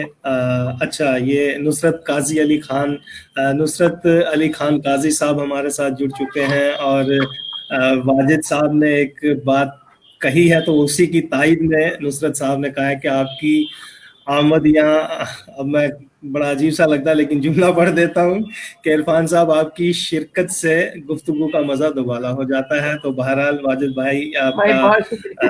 अल्लाह के ये आपकी मोहब्बत है। इसीलिए मैं ये गुस्ताखी करती रहती हूँ जब मैं होती हूँ कम से कम, कि इरफान बहरहाल साहब को गुफ्तगू में शामिल किया जाए। सूरतुल असर की तफसीर सुना देती जी हूँ, जी फरमाइश जी की। जी वल असरिन इन्नल इंसान लफी जी। खुस्र, कसम है वक्त की इंसान है खसारे में, कसम है वक्त की इंसान है खसारे में, कसम ये मैं नहीं रब ने मेरे दी है लोगों। जरा कसम तो ये गौर मैंने करो, नहीं। जरा तो गौर करो, कसम है असर की जब दिन हुआ जवाल पजीर, ये दिन के हुस्न में जिसकी नहीं है कोई नजीर। ये वक्त लम्हा ब लम्हा यूं ही गुजर जाए, ये वक्त लम्हा ब लम्हा यूं ही गुजर जाए, ये वक्त जाके पलट कर कभी नहीं आए। ये मिस्ले खाक है, मिस्ले खाक ये मुट्ठी से कब निकल जाए, है मिस्ले खाक ये मुट्ठी से कब निकल जाए। ये वक्त बर्फ की मानिंद है पिघल जाए, गुजरते वक्त को समझो कि कितना अर्जा है, कि इसकी राह में अपनी अजल का सामा है। गंवा दिया जो इसे हाथ मल के रह जाना, फिर इसके बाद तो आसान नहीं संभल जाना, फिर इसके बाद तो आसान नहीं संभल जाना। है खुश नसीब वही जिसने वक्त को जाना, और अपने रब की हकीकत को खूब पहचाना। अमल भी नेक किए, हक का भी गवाह बना, नशे बेराह तलब में जरी सिपाह बना। मुकाम सब्र व तहम्मुल पे जो रहे कायम, मुकाम सब्र व तहम्मुल पे जो रहे कायम, किताब इश्क में वो सर बुलंद हो दायम। क्या बात है। सर भी तस्लीम मोहब्बत में हिलाया ना गया। मीर तकी मीर का शेर है कि जेरे शमशीर सितम मीर तड़पना कैसा, सर भी तस्लीम मोहब्बत में हिलाया ना गया। और सीमा लियाकत कह रही हैं कि आपका मंजूम तर्जुमा इतना मुनफरिद और इतना अछूता है कि जिसमें आप एक तवाज़ुन के साथ तसलसल रखती हैं, और ये आप ही का खासा है। तो शुक्रिया सीमा साहिबा, और शुक्रिया तमाम नाजरीन के इतना हौसला मिलता है। वो चाहे बेशक जब ज़िराई होती है बहुत अच्छा लगता है। इससे फयाज खान साहब भी कहते हैं कि बहुत मयारी गुफ्तगू के लिए तहरीक बकाए उर्दू के तमाम मुंतज़मीन और आज के मेहमान खुसूसी रज़िया साहिबा का बहुत बहुत शुक्रिया। शबाना रिजवान साहिबा भी आपको दादो तहसीन से नवाज रही हैं, तो ये अच्छा लगता है जी, बहुत ही अच्छा लगता है। लेकिन मैं यहाँ ये जानना चाहूँगा इब्तिदा में, चूँकि मैंने भी पढ़ा था, जो सरसरी आपका तारुफ मैंने पेश करने की कोशिश की थी। 1 घंटा बड़ी मुश्किल से निकालता हूँ इस गुफ्तगू के लिए, ये हसन हैदर साहब कह रहे हैं। शुक्रिया, किताब इश्क में वो सर बुलंद हो। बहुत बहुत शुक्रिया। मैं यहाँ ये पूछना चाहूँगा आपसे कि जैसे इब्तिदा में बात चली थी कि आप चूँकि पाकिस्तान भी हैं और वहाँ की सिटीजनशिप भी हासिल है अमेरिका की, तो इन दोनों तहजीबों के दरमियान, क्योंकि उर्दू से वहाँ भी बहुत से लोग हैं जिनको हमने दावत दी है, यूके से, बर्लिन से, बहुत सारे, यानी खुद अमेरिका से आगे पीछे के जितने भी शहर हैं, पाकिस्तान से भी बहुत से लोगों को हमने दावत दी है, चाहे वो लाहौर हो, कराची हो, आगे पीछे के हों। इन दोनों तहजीबों के दरमियान उर्दू को आप कहाँ देख रही हैं? क्योंकि हमारी बात गुफ्तगू उर्दू से ही शुरू हुई थी, तो मैं उर्दू पे ही खत्म करना भी चाहूंगा। मैं उर्दू को मैं बहुत ही ऊंचे मुकाम पे देखती हूँ, मगर एक बात का मुझे अफसोस होता है, जब मैं बाहर ममालिक में गई और अपने पर्सनल बात कर रही हूँ, अपने बच्चों के पास, अपने नवासियों के पास, तो मुझे एक बात की कमी महसूस हुई। बच्चे खुश होते हैं वहाँ, फैमिलीज खुश होती हैं कि हमारे बच्चे उर्दू बोल रहे हैं, घर में उर्दू बोलने पे वो लोग इतने खुश होते हैं कि अमेरिका में है, देखिए इंग्लिश स्कूल जा रहे हैं सब, मगर बच्चे उर्दू बोल रहे हैं क्योंकि हमने उर्दू नाफिज की हुई घर में।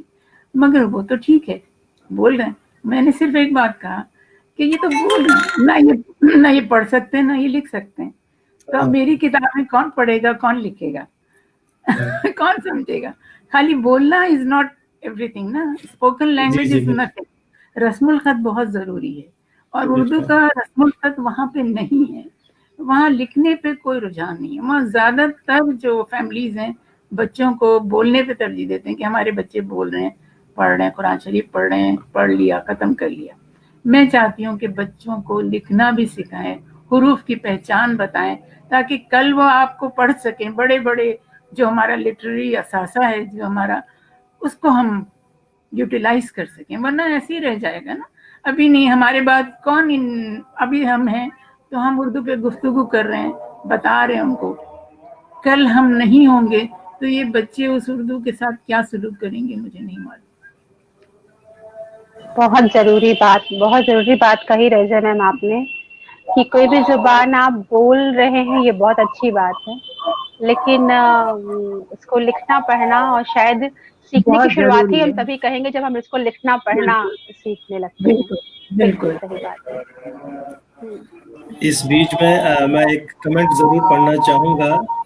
नुसरत अली काजी खान साहब लिखते हैं कि ये जो थोड़ी सी तजदीद हुई है, देखिए कि मैंने पहले भी कहा था कि हयात, ये जो हमारी कायनात है, हमारे बीच में आजाद होती है, यहाँ पे हो रही है, बताइए बोले। तो इन्होंने कहा कि स्क्रीन पर ये जो शमूलियत हुई है, मतलब चाहे मेरी हो या आपकी हो, इसमें थोड़ी सी तजदीद की है, थोड़ा सा निखार लाने की कोशिश की है। तो इस बीच में मैं आपको भी बताता जाऊँ, रज़िया सुभान साहिबा और हमारे बहुत सारे नाजरीन भी ये जानते होंगे, इब्तिदा में एक वक्त वो भी था कि जब हमने फेसबुक पे ये प्रोग्राम शुरू करने की कोशिश की थी, और वो बड़ा अजीब सा एक मंजर था। हम कैसे अपने मेहमानों को जोड़ते थे, रात भर उनको समझाते थे कि ऐसे आइएगा, इस तरह से कीजिएगा। आप चाहें तो अपना माइक म्यूट रख सकती हैं 2 मिनट के लिए।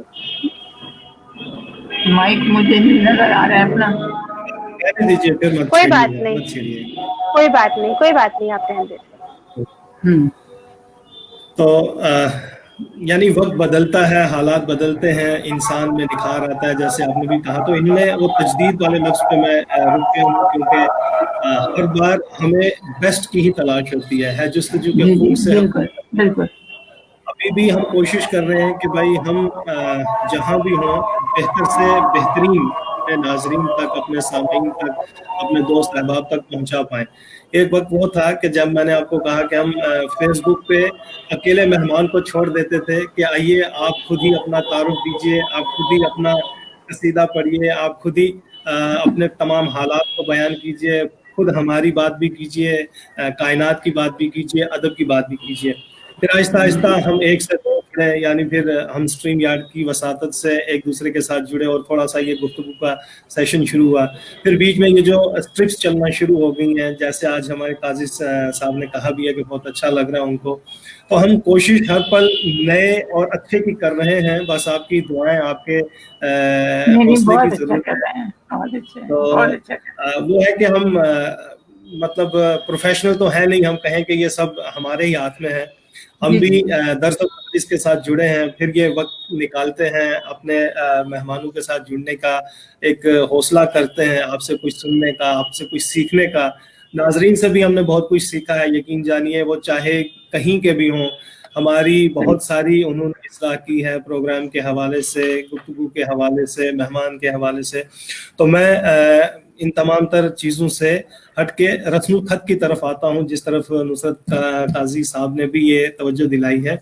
ये वाकई बहुत अलमिया है, यानी आपकी ये दर्जन भर किताबें, और इससे पहले भी हमारे बहुत से मेहमान आ चुके हैं, खुद हम और हमारी आने वाली नस्लें यानी उर्दू बोलने पे फख्र कर रही हैं, लेकिन जब हम वही में हम पढ़ाते हैं, एजुकेट करने की कोशिश करते हैं बच्चों को, तो हम कहते हैं कि अलिफ से अनार या अलिफ से अल्लाह, वो सुन तो लेता है, फिर उसी को पलट कर हमें सुनाता भी अलिफ से, तो वो फिर वही कहेगा अलिफ से अनार या अलिफ से अल्लाह। लेकिन लिखने की जब बारी आती है तो वो अटक जाता है, ये इसमें कोई शक नहीं। इसीलिए कहते हैं कि लिखना बहुत मुश्किल अमल है। स्किल जो है ये कैसे पैदा किए जाए, क्योंकि आप भी दरस व तदरीस से तकरीबन 27-28 साल आपने कहा इब्तिदा में जुड़ी रही, तो ये जैसे हम सुनते हैं किस्सा, हम सुनते आए हैं, नानियों की कहानियां सुनते आए हैं, परियों की कहानियां सुनते आए हैं, आज हम अपने बच्चों को सुनाते हैं, बच्चे भी पलट कर सुनाते हैं कि नानी अम्मा, दादी अम्मा, अम्मा ठीक है ना, वो सुनाओ है ना, चांद पे वो परी गई, वहां से कौवा आया, ये उठा लाया, ये किया, बहुत खूबसूरत लगता है। लेकिन वही चीजें जब हम लिखने को कहते हैं तो बहुत मुश्किल आ जाती है। तो इसके लिए कौन सा अमल अपनाया जाए कि हम अपने आने वाले जो हम देख रहे हैं, जो दौर आ रहा है, इसमें जो हमारे वो यहाँ तक के बड़े बड़े शायरों का भी यही अलमिया है। मैं बनारस में जाके 1-2 प्रोग्राम्स में या लखनऊ में देख आया हूँ, बेहतरीन शेर, उनका तलफ़ुज़, उनकी अदायगी, वो चाहे छोटा शायर हो बड़ा शायर हो, लेकिन जब मैं उनके हाथ में वो पर्ची देखता हूँ जिसपे शेर लिखे होते हैं तो वो हिंदी में होते हैं। तो ये तमाम चीजें जो है बड़ा अजीब सा लगता है। इसके बारे में आप क्या कहेंगे? मतलब रस्मुल खत को बचाना भी हमारी ही जिम्मेदारी है। ये तो वाकई जिम्मेदारी बहुत बड़ी है हमारी। मैं चाहूंगी कि मैं ये कहती हूँ, अपने ये काम जो है ना इनफरादी तौर पर हर फैमिली करना चाहिए। इस चीज को हर शख्स अपनी जरूरत महसूस करके प्रायोरिटी लेना चाहिए।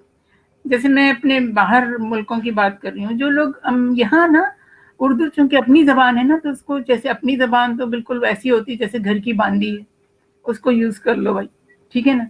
मगर बाहर ममालिक में उर्दू को बड़ा रिगार्ड करते हैं, इतने अच्छे मुशायरे करते हैं वो लोग, इतना अप्रिशिएट करते हैं, बहुत वैल्यू करते हैं उर्दू को, जो उर्दू बोलते हैं उन लोगों को।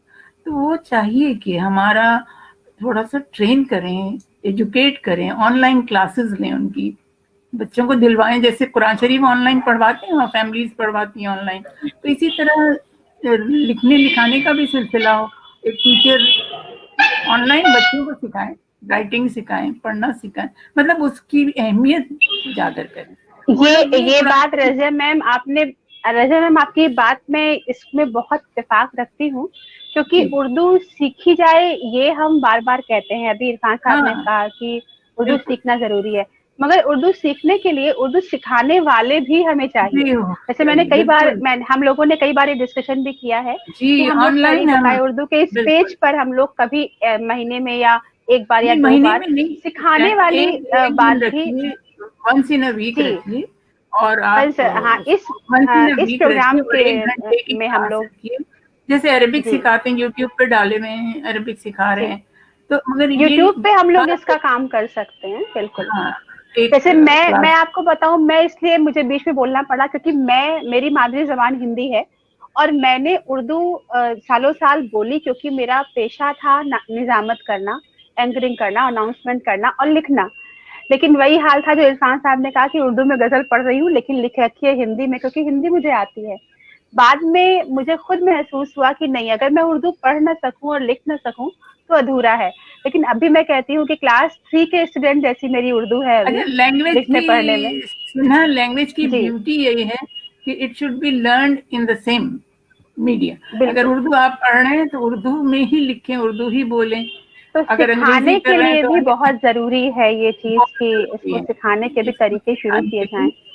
और हम जैसे लोग जो कि सीखना चाहते हैं ऑनलाइन या जैसे भी सिखाया जा सकता है। जी, एक क्लास बीच और में बेशक आज़रबाईजान से मैं आपको बताऊं कि आज़रबाईजान से भी आपको सुन रहे हैं। इब्राहिम हमारे मेहमान बन चुके हैं। वो अच्छा, आज आपका प्रोग्राम कह रहे हैं कि दिली सलाम पेश करता हूं, बहुत तो बहुत वालेकुम। अच्छा भी लगता है। हसन इमाम सिद्दीकी साहब भी आपको वेलकम कह रहे हैं, बहुत अच्छा कह रहे हैं। नुसरत अली खान काजी साहब हमारे साथ लगातार बने हैं, उन्होंने कहा कि कम से कम हमारे दाखिली अमूर में जो है ये शामिल होना चाहिए, उर्दू तो बिल्कुल, रहना चाहिए। जबकि आजकल हमारे मदरसों के और मस्जिदों के कामकाज उर्दू में होना चाहिए। काजी साहब, मैं आपको ये बताता चलूं कि बहुत सी मस्जिदों के बाहर भी मैंने हिंदी में ही लिखा देखा है कि इसलिए यहाँ उतारे, वुजू करने के लिए यहाँ चाहिए, हिंदी में ही लिखा होता है। अभी कुछ देर पहले ही मैंने कहीं सफर किया तो वहां भी एक मस्जिद से गुजर हुआ तो वहां भी हिंदी में ही लिखा था कि यहाँ एहतराम है, ये हवा। बहरहाल ये माहौल हमें खुद बनाना है। खुद अगर बनाना। जैसे मैं खास करके तहरीक बकाए उर्दू के हवाले से बात करूं कि हमारी इब्तदाई जो काविशें और कोशिशें रही हैं, काजी साहब जैसे आपने कहा है कि साथ भले ही सरकारी दस्तावेजात हिंदी में रहें।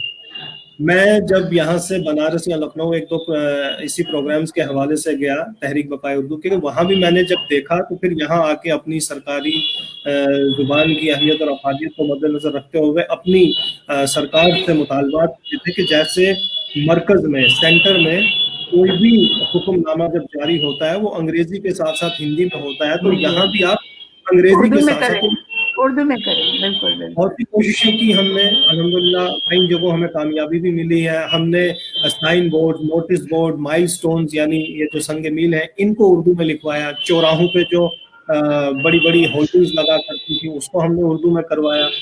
दफातर में जा जाके, स्कूलों में जा जाके फ्री ऑफ कॉस्ट जो है उर्दू सॉफ्टवेयर जो है इन पेज का वो इंस्टॉल किया, उनको कीबोर्ड निकाल कर दिया। तो ये सारी चीजें हमने की हैं, तो एक माहौल बनाने की जरूरत है। जैसे आपने अभी मदरसों की बात की, मसाजिद की बात की, मैं तो कब्रिस्तानों की बात करूंगा। तमाम जगहों पे हमें खुद यानी ऐसे इकदाम करने हैं कि भाई अगर ये कब्रिस्तान है, शहर खामोश उर्दू में लिख दीजिए, वो भी आपको हिंदी में मिलेगा। मसाजिद के बाहर, मंदिर के बाहर, यहाँ तक कि हमने बाजारों में, हम बाजारों में घूमे, दुकानदारों से इल्तिजा की कि देखिए आपका बहुत खूबसूरत बोर्ड ये जो है इंग्लिश में है, अंग्रेजी में है, इसके साथ अगर आप उर्दू में लिखवाना चाहें तो हम मुफ्त में आपको ये तहरीर करवा सकते हैं। तो ये चीजें सही बात। हमने करवाई हैं, हमने स्कूलों में जा जाके दिखाया है। मुझे आज भी याद आ रहा है, मंजूर पेंटर कश्मीर से थे, उनने बहुत हमारी यानी पजीराई किया, हमारे साथ हौसला अफजाई की, और हम भी आज उनका नाम ले रहे हैं। तो यूट्यूब पर भी हम कुछ क्लासेस करेंगे, जरूर करेंगे, लेकिन उसके लिए हम टीचर्स भी अभी तलाश करेंगे। खुद मैंने एक हाउ टू लर्न उर्दू यानी अगर लिखा है कायदा, तो उसमें उसके अलावा एक दो और मेरी चीजें हैं कुछ, तो वो भी 3 लैंग्वेजेस में है, यानी उर्दू, हिंदी और अंग्रेजी में। तो वो भी कोशिश करेंगे, कुछ देखते हैं सिलसिला बना रहे। लेकिन हमारी बात हमारे मेहमान से हो रही है, रजिया सुभान साहिबा। आपने खूबसूरत वक्त यहाँ दिया, बहुत ही खूबसूरती से लोगों ने भी इसको महसूस किया। नूर जमशेदपुरी साहिबा भी हमारे साथ बनी हैं, बहुत ही अच्छा लग भी रहा है। बहुत सारे सवालात मैंने भी कर दिए हैं, लेकिन मैं प्रतिमा की तरफ जाऊंगा कि आप कुछ मजीद इजाफा इसमें करना चाहेंगी या मैं खुद आगे बोलूंगी। आज हमारे नाजरीन इस बात का को हमेशा कहते हैं, और सदर के होते हुए मैं कहूँ कि नहीं, मैं आगे बढ़ाऊंगी, ये गुस्ताखी होगी। तो जाहिर है कि आपने बात को कंप्लीट करते हैं आके, बेशक। और मैं बस आज आप दोनों के बीच एक स्टूडेंट जैसे ही हूँ, तो मैंने बस वही कहा कि उर्दू सीखना मेरी कोशिश रही है। मैंने 1 साल का डिप्लोमा भी किया है उर्दू में NCPUL से, और मुझे बहुत खुशी हुई जब मैंने अलिफ से पढ़ना शुरू किया। उस वक्त मैं डबल MA कर चुकी थी, तब मैंने अलिफ पढ़ा, और मुझे बड़ी खुशी हुई कि मैं एक जबान जिससे मुझे मोहब्बत है, मैं उसे सीख पा रही हूँ, सीखने की कोशिश कर रही हूँ। और मैंने ये कमी महसूस की। जी ना, मैंने ये कमी महसूस की कि कोई जी तो बाद में ये जबान सीखना, हालांकि अच्छी बात ये है कि जो मेरी मादरी जबान है हिंदी, उसका और उर्दू का ग्रामर बिल्कुल एक है, और वो जबान दरअसल 2 बहनें हैं, तो उनको समझने में बहुत बहुत अधिक आपको वक्त नहीं लगता, बहुत ज्यादा वक्त नहीं लगता। जाहिर है केवल स्क्रिप्ट सीखनी होती है। तो आप दोनों से मैं गुजारिश करूंगी कि कुछ ना कुछ ऐसी चीजें हों जिसमें हम लोग सीख सकें, और रोज रोज 1 घंटे का हमारा सीखने का सिलसिला शुरू हो, जो भी सीखना चाहते हैं, तो मेरे ख्याल से वो बहुत ज्यादा अच्छा होता है। जरूर प्रोग्राम जरूर के काजी आखिर साहब, में हम लोग एक बोले बोले बोले आप इनसे जो भी गुजारिश जी, करना चाहें मेरा वो नेटवर्क शायद इरफान साहब, मेरा नेटवर्क शायद वीक हो गया है, तो आप प्लीज इस प्रोग्राम में अगला जो भी है मैसेज वाला आप कर ले। शायद मेरा रुक गया होगा वीडियो, मुझे लगता है, क्योंकि मुझे आप दोनों का रुका हुआ वीडियो दिखाई दे रहा है, तो मुझे लगता है कि मेरी ओर से नेटवर्क डाउन है।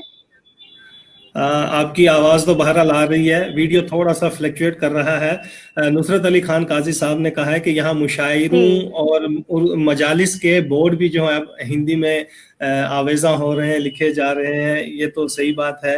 और मुझे भी बड़ा अजीब लगता है, ये पता नहीं क्यों अपने अंदर लोग कम्प्लेक्स लेके आते हैं। मतलब मैं चाहूंगा कि जो भी हमारा ये प्रोग्राम सुन रहा है वो अंग्रेजी में भी लिखे, बेशक अव्वल पे अंग्रेजी लिखे, दोइम पे वो हिंदी लिखे, सोइम पे उर्दू लिखे, अगर ज्यादा उर्दू से मोहब्बत रखता है तो पहले नंबर पे उर्दू लिखे, दूसरे पे हिंदी लिखे, तीसरे पे, मुझे किसी से भी लेकिन लिखे जरूर, उर्दू को लिखे, उर्दू से ना बिल्कुल शर्म लिखना करे। चाहिए, बिल्कुल बिल्कुल। हमारी तहजीबी विरसा है। मैं सोम के उसमें नहीं रहता, हमारे कई दोस्त अहबाब भी इससे नाराज होते हैं कि यार पहले ये दूसरा ये नहीं। देखिए लिखिए, आप जुबानें सबकी अच्छी हैं, जुबानें अपने आप में एक तहजीबी विरसा होती हैं, लेकिन लिखने से शर्माए मत। अब ये हमारे पीछे देखिए, आप तहरीक बकाए उर्दू मैंने हाँ लिखा तो सिर्फ बिल्कुल। खालिस उर्दू में लिख के रखा है। मैं चाहता तो इसको अंग्रेजी में भी लिखता, हिंदी में भी लिखता, लेकिन हम उर्दू वाले हैं, खुद को माने कि भाई हम उर्दू वाले हैं। उर्दू नवाज रहा है हमें, हम खा रहे हैं, हम दोस्तों से और मिल रहे हैं, हम एक मेरा जगह से। शेर है, उर्दू के लिए एक शेर नजर कर देती हूँ, आपने उर्दू की इतनी तारीफ की है, तो मेरा शेर है, मुझको अंबर से हम महकते हैं, मुझको अंबर से हम महकते हैं, जब भी उर्दू जबान बोलते हैं। क्या बात है, क्या बात है, वाह वाह वाह वाह, बहुत खूबसूरत, बहुत ही खूबसूरत। तो तो उर्दू इतनी खूबसूरत जबान हमारी है। ये जो महफिलों और मजलिसों और मुशायरों की बात की है, तो कलीम कैसर साहब का एक शेर है कि ऐलान कर रहे हैं बड़ी सादगी से हम, ऐलान कर रहे हैं बड़ी सादगी से हम, डरते नहीं खुदा के अलावा किसी से हम, वो शायरी जो मीर को रोटी ना दे सकी, वो शायरी जो मीर को रोटी ना दे सकी, दौलत कमा रहे हैं उसी शायरी से हम। तो बेशक हम उर्दू के बहुत बड़े शायर बन बैठे हैं, लेकिन उर्दू लिखनी ना आए, ये बड़ा अजीब सा एक इत्तेफाक है आज के दौर में। बहरहाल बहुत अच्छा लगा। मैं चूंकि उर्दू के हवाले से बात शुरू हुई थी, मैं चाहूंगा कि आप अपना एक वसी सा पैगाम, चूंकि अपनी गजलें भी आपने सुनाई, नहीं अभी आपने गजल नहीं सुनाई मेरे ख्याल। गजल सुनाओ। जी जी, गजल सुनाए, और उसके बाद हम आपसे एक पैगाम सुनेंगे अपने मुहिब्बान उर्दू के लिए, लेकिन पहले एक गजल आप जरूर सुनाइए, अभी क्योंकि शायर से अगर उसकी ये गजल गजल जाए। इत्तेफाक से मैंने आज ही लिखी है, वाह बिल्कुल ताज़ा है, अभी ये वाह, कहीं गई नहीं बाहर। ये वाह, सुनिए। क्या बात है इरशाद। गुल के महकार की आओ बातें करें, हाँ गुल हाँ के हाँ, महकार की आओ बातें आओ करें, रंग के गुलजार की आओ बातें आओ, करें, वाह जिसके चेहरे पे काला वो तिलक हंसी, वाह जिसके चेहरे पे काला वो तिलक हंसी, उस वाह रुखे यार की आओ बातें करें। वाह, इत्तेफाक से मेरे चेहरे पे भी एक तिल है। मैं समझ गई। जिसके चेहरे पे काला वो तिलक हंसी, आओ आओ, रुखे यार की आओ बातें करें, वाह, जो मुकद्दर हुई जिसमें रोशनी, जो मुकय्यद हुई जिसमें रोशनी, जो मुकय्यद हुई जिसमें रोशनी, उसके अनवार की आओ बातें करें, क्या उसके बात है, अनवार की आओ बातें करें। और जिसने मजलूम का सर झुकाया यहाँ, जिसने जिस मजलूम का सर झुकाया यहाँ, उसके दस्तार की आओ बातें आओ करें, बातें कर, क्या बात उसके है, क्या दस्तार बात, की आओ बातें करें।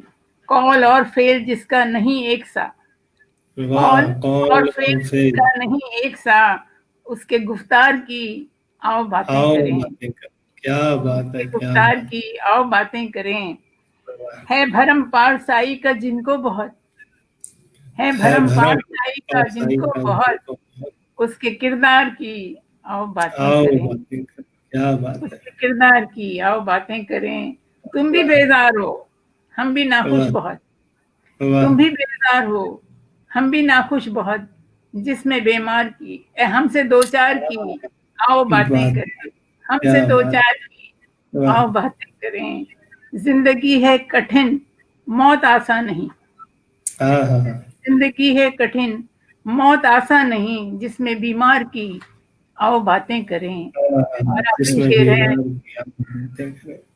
जिसका शाहकार तकलीफ इंसान है, वाह, जिसका शाहकार तकलीफ इंसान है, इंसान है। ऐसे फनकार की आओ बातें करें, वाह वाह ऐसे फनकार की आओ बातें करें।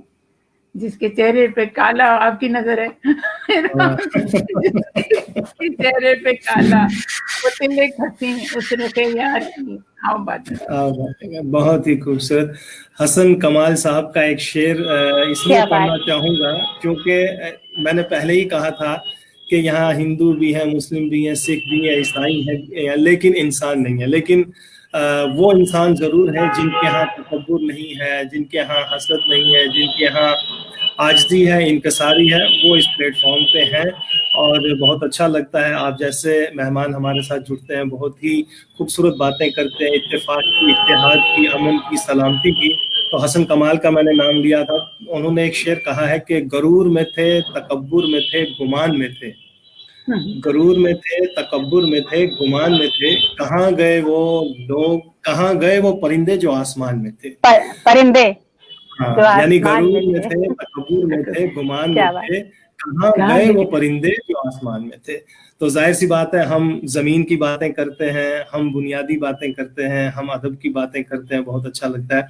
तो मैं जाते जाते आपसे ये जरूर पूछना चाहूंगा कि हमारे अदब नवाज उर्दू के जो खादिम हैं, खिदमतगार हैं, जो उर्दू पढ़ना चाहते हैं, सुनना चाहते हैं, बोलना चाहते हैं, उनके लिए आपका पैगाम क्या है? उनके लिए तो बस खुशामदीद है, जो पढ़ना चाहते हैं, जो सुनना चाहते हैं, जो लिखना चाहते हैं। मैंने कहा उर्दू जबान से मीठी जबान कोई नहीं है, वो तो मिस्री की डली है, जितना आप वाह चाहेंगे उतना मीठा मीठा पाएंगे। तो मैं समझती हूँ कि पढ़ें, मुताला करें। हमारे यहाँ हमारे लोगों में मुताले की बहुत कमी है, और बाहर ममालिक में बच्चे बच्चे को बेड टाइम स्टोरी सुनाई जाती है, पढ़ाई जाती है, उससे पढ़वाई जाती है बुक्स। तो बुक रीडिंग हमारे यहाँ बहुत कमी हो गई है, और किताबों से हम बहुत दूर हो गए हैं। जब से ये सोशल मीडिया आया है, इसी पे लिख लेते हैं, इसी पे सुन लेते हैं। मगर किताबों से दोस्ती कीजिए, ज़्यादा आपको विजन मिलेगा, होराइजन बढ़ेगा आपका, और फिर आपकी जितना जितना मुताला वसी होगा, उतने अंदर आपकी मेच्योरिटी आएगी, और आपके कलाम में पुख्तगी आएगी, और आप बहुत शाइन करेंगे इंशाल्लाह। वाह, बहुत खूब। क्या बात जी है, वाह। प्रतिमा जी, बहुत इन्होंने खूबसूरत। आखिर में बहुत अच्छी बातें कही जी हैं कि पढ़ें, लिखें, मुताला करें और अपने आप अपनी पर्सनैलिटी बिल्कुल में, शख्सियत में निखार आएगा। जी बिल्कुल। बिल्कुल। और जिस तरह के अभी मैं बोल भी रही थी मैम से कि जिस तरह के तराजिम आपने सुनाए हमें कविताओं के, पोएम्स के, उसको सुनने के बाद मैंने कहा था कि इतने खूबसूरत अल्फाज वही ला सकता है, वो भी ट्रांसलेशन में, जिसने खुद बहुत पढ़ा हो और जिसका खजाना बहुत बड़ा हो, कि वो बेशक, कहीं भी किसी भी लफ्ज को वो ढूंढ के ला सकता है, बिना उसकी उसके माने को बदले हुए, बिना बिना उसकी रूह को बदले हुए। बहुत तो शुक्रिया। बेशक पढ़ने का तो कोई अल्टरनेट नहीं हो सकता, पढ़ना जरूरी है। और मेरे ख्याल से ये बिल्कुल सही बात है कि एक अदीब बनने के लिए लिखना सीखने से पहले पढ़ना सीखना जरूरी है। जितना हम पढ़ेंगे उतना दिमाग बड़ा होगा, उतना दूसरे के नजरिए मालूम चलेंगे, और उतनी जुबान के हम करीब जाएंगे। अगर उर्दू हमें सीखनी है तो उर्दू जितना हम पढ़ें, गलत सही, धीरे से, ज्यादा रफ्तार से, लेकिन पढ़ें, ये बहुत जरूरी बात है। जरूर। और अभी आप काले तिल की बात कर रही थी, तो हम लोग की ये दुआ है कि वो काला तिल जो नजर से दूर रखता है, वो हमारी जुबान पर, हमारी उर्दू के रुखसार पर रहे, कि वो नजर न लगे किसी की, और ये आगे बढ़ता रहे, हमारा जो प्यार है, हमारी जो मोहब्बत है। बिल्कुल। और हम बस यही कहेंगे अपने नाजरीन से, अपने मेहमान जो हमारे आते हैं उनसे, कि आपके साथ होने से हमारा खुद पर भरोसा बहुत गहरा हुआ है, क्योंकि जब शुरुआत हुई थी और ये बात हुई थी कि ये प्रोग्राम हम हफ्ते में 1 दिन करें या 2 दिन करें, तो इरफान साहब ने मुझसे एक बात कही थी, क्योंकि उनका ये था कि हम रोज शाम करेंगे, और हम लोगों को चिंता थी कि हम लोग हर शाम कैसे कर सकते हैं, इतने लोग कहाँ से आएंगे। तो इरफान साहब ने एक जुमला कहा था, मुझे हमेशा याद रहता है कि इरफान साहब ने कहा था, हम उर्दू वाले इतने सारे हैं, इतने सारे उर्दू वाले हैं, उर्दू से मोहब्बत करने वाले, यहाँ कभी मेहमान की कमी नहीं होगी। और ऊपर वाले दूसरी दफे बारी आने के लिए बहुत लंबी लाइन लगेगी, और ऊपर वाले की मेहरबानी से ऐसा हो रहा है। और मुझे भी बहुत खुशी है कि वाकई उर्दू वाले इतने हैं, पूरी दुनिया में धूम उर्दू जुबान की है, यह हम अब मानने को बिल्कुल एकदम सही कि जहाँ जहाँ उर्दू बोलने वाले हैं, उर्दू को समझने वाले, वहां तक तहरीक हमारी पहुंच रही है, वहाँ के लोग हम तक आ रहे हैं। तो आप सबका शुक्रिया ही अदा करूंगी, सदर साहब की ओर से, सरपरस्त साहब की ओर से, सारे अरकान की ओर से, तहरीक बकाए उर्दू की ओर से। और मैं तो शुक्रिया इसलिए भी अदा करती हूँ कि मुझे मौका आप देते हैं इस प्लेटफॉर्म पे आप आने का, जबकि अभी उर्दू में सीख ही रही हूँ, और सीखने की के सिलसिले में और इजाफा होता है जब मैं अपने मेहमानों से मिलती हूँ और इतनी खूबसूरत बातों का हिस्सा बन पाती हूँ। तो बहुत बहुत शुक्रिया ये यकीन रखने के लिए, और मेरी मोहब्बत पर यकीन कायम रखने के लिए, मेरा भी और आपका भी, उर्दू से जो मेरी मोहब्बत है, इस मोहब्बत वाली नस्म इनसे लेनी भी तो है आप सबका बहुत जी बिल्कुल बिल्कुल, जी बिल्कुल, बहुत खूबसूरत है। मुझे लगता है कि मुझे लगता है कि ये दूर दूर जब हम बातें करते हैं तो कहीं ना कहीं हमारा नेटवर्क भी बीच में हमें छोड़ता है, मगर हम अपना जो मकसद है वो नहीं छोड़ते, और वो हमारा काम चलता रहता है। तो फिलहाल आज की शाम मैं आप सभी को शुक्रिया अदा करूंगी, हमारी बहुत ही अजीज, मुझे जैसे कहते हैं ना, कभी कभी किसी से आप मिलते हैं तो आपको जैसे मोहब्बत जैसी हो जाती है। तो आज हमारी जो मेहमान हैं, मैं उनको बहुत दिल से रज़िया मैम को थैंक यू बोलूंगी, शुक्रिया बोलूंगी कि आपसे बात करके इतना अच्छा लगा है और इतना कुछ सीखने को मिला है। आपकी ज़बान की जो नफासत है, जो खूबसूरती है, वो बहुत कुछ सिखाती है अपने आप में। और जो रूमी को आपसे सुना, जो कीट्स को सुना, वर्ड्सवर्थ को सुना, इन सबको सुन के लगा कि वाकई कितना कुछ है भी जानने के लिए। बहुत बहुत शुक्रिया आपका, बहुत बहुत शुक्रिया नाज़रीन। कल शाम 5 बजे एक बार हम आपसे फिर मिलेंगे अपने एक नए मेहमान के साथ। तब तक के लिए हमसे जुड़े रहिए, आप तहरीक के साथ जुड़े रहिए, क्योंकि फिर हम वही बात बोलेंगे, तहरीक किसी एक की नहीं है, तहरीक सबके मिलने से तहरीक बनती है, और हमारा पैगाम मोहब्बत है, जहां तक पहुंचे वो आप ही पहुंचा सकते हैं, आपके जरिए ही पहुंचना है। कल शाम 5 बजे फिर मुलाकात होगी, तब तक के लिए अपना ख्याल रखिए, अपने अपनों का ख्याल रखिए। उर्दू की खिदमत के लिए मैं भी हाजिर हूँ। बहुत शुक्रिया, बहुत शुक्रिया। जी बिल्कुल बिल्कुल, आप हमारे साथ ही हैं मैम। मोहतरमा प्रोफेसर रज़िया सुभान साहिबा का बहुत बहुत शुक्रिया, और कल शाम 5 बजे फिर मुलाकात होगी। तब तक अपना ख्याल रखें, अपने अपनों का ख्याल रखें। अल्लाह हाफिज, शबा खैर। अल्लाह हाफिज, अल्लाह हाफिज, शुक्रिया, बहुत बहुत शुक्रिया।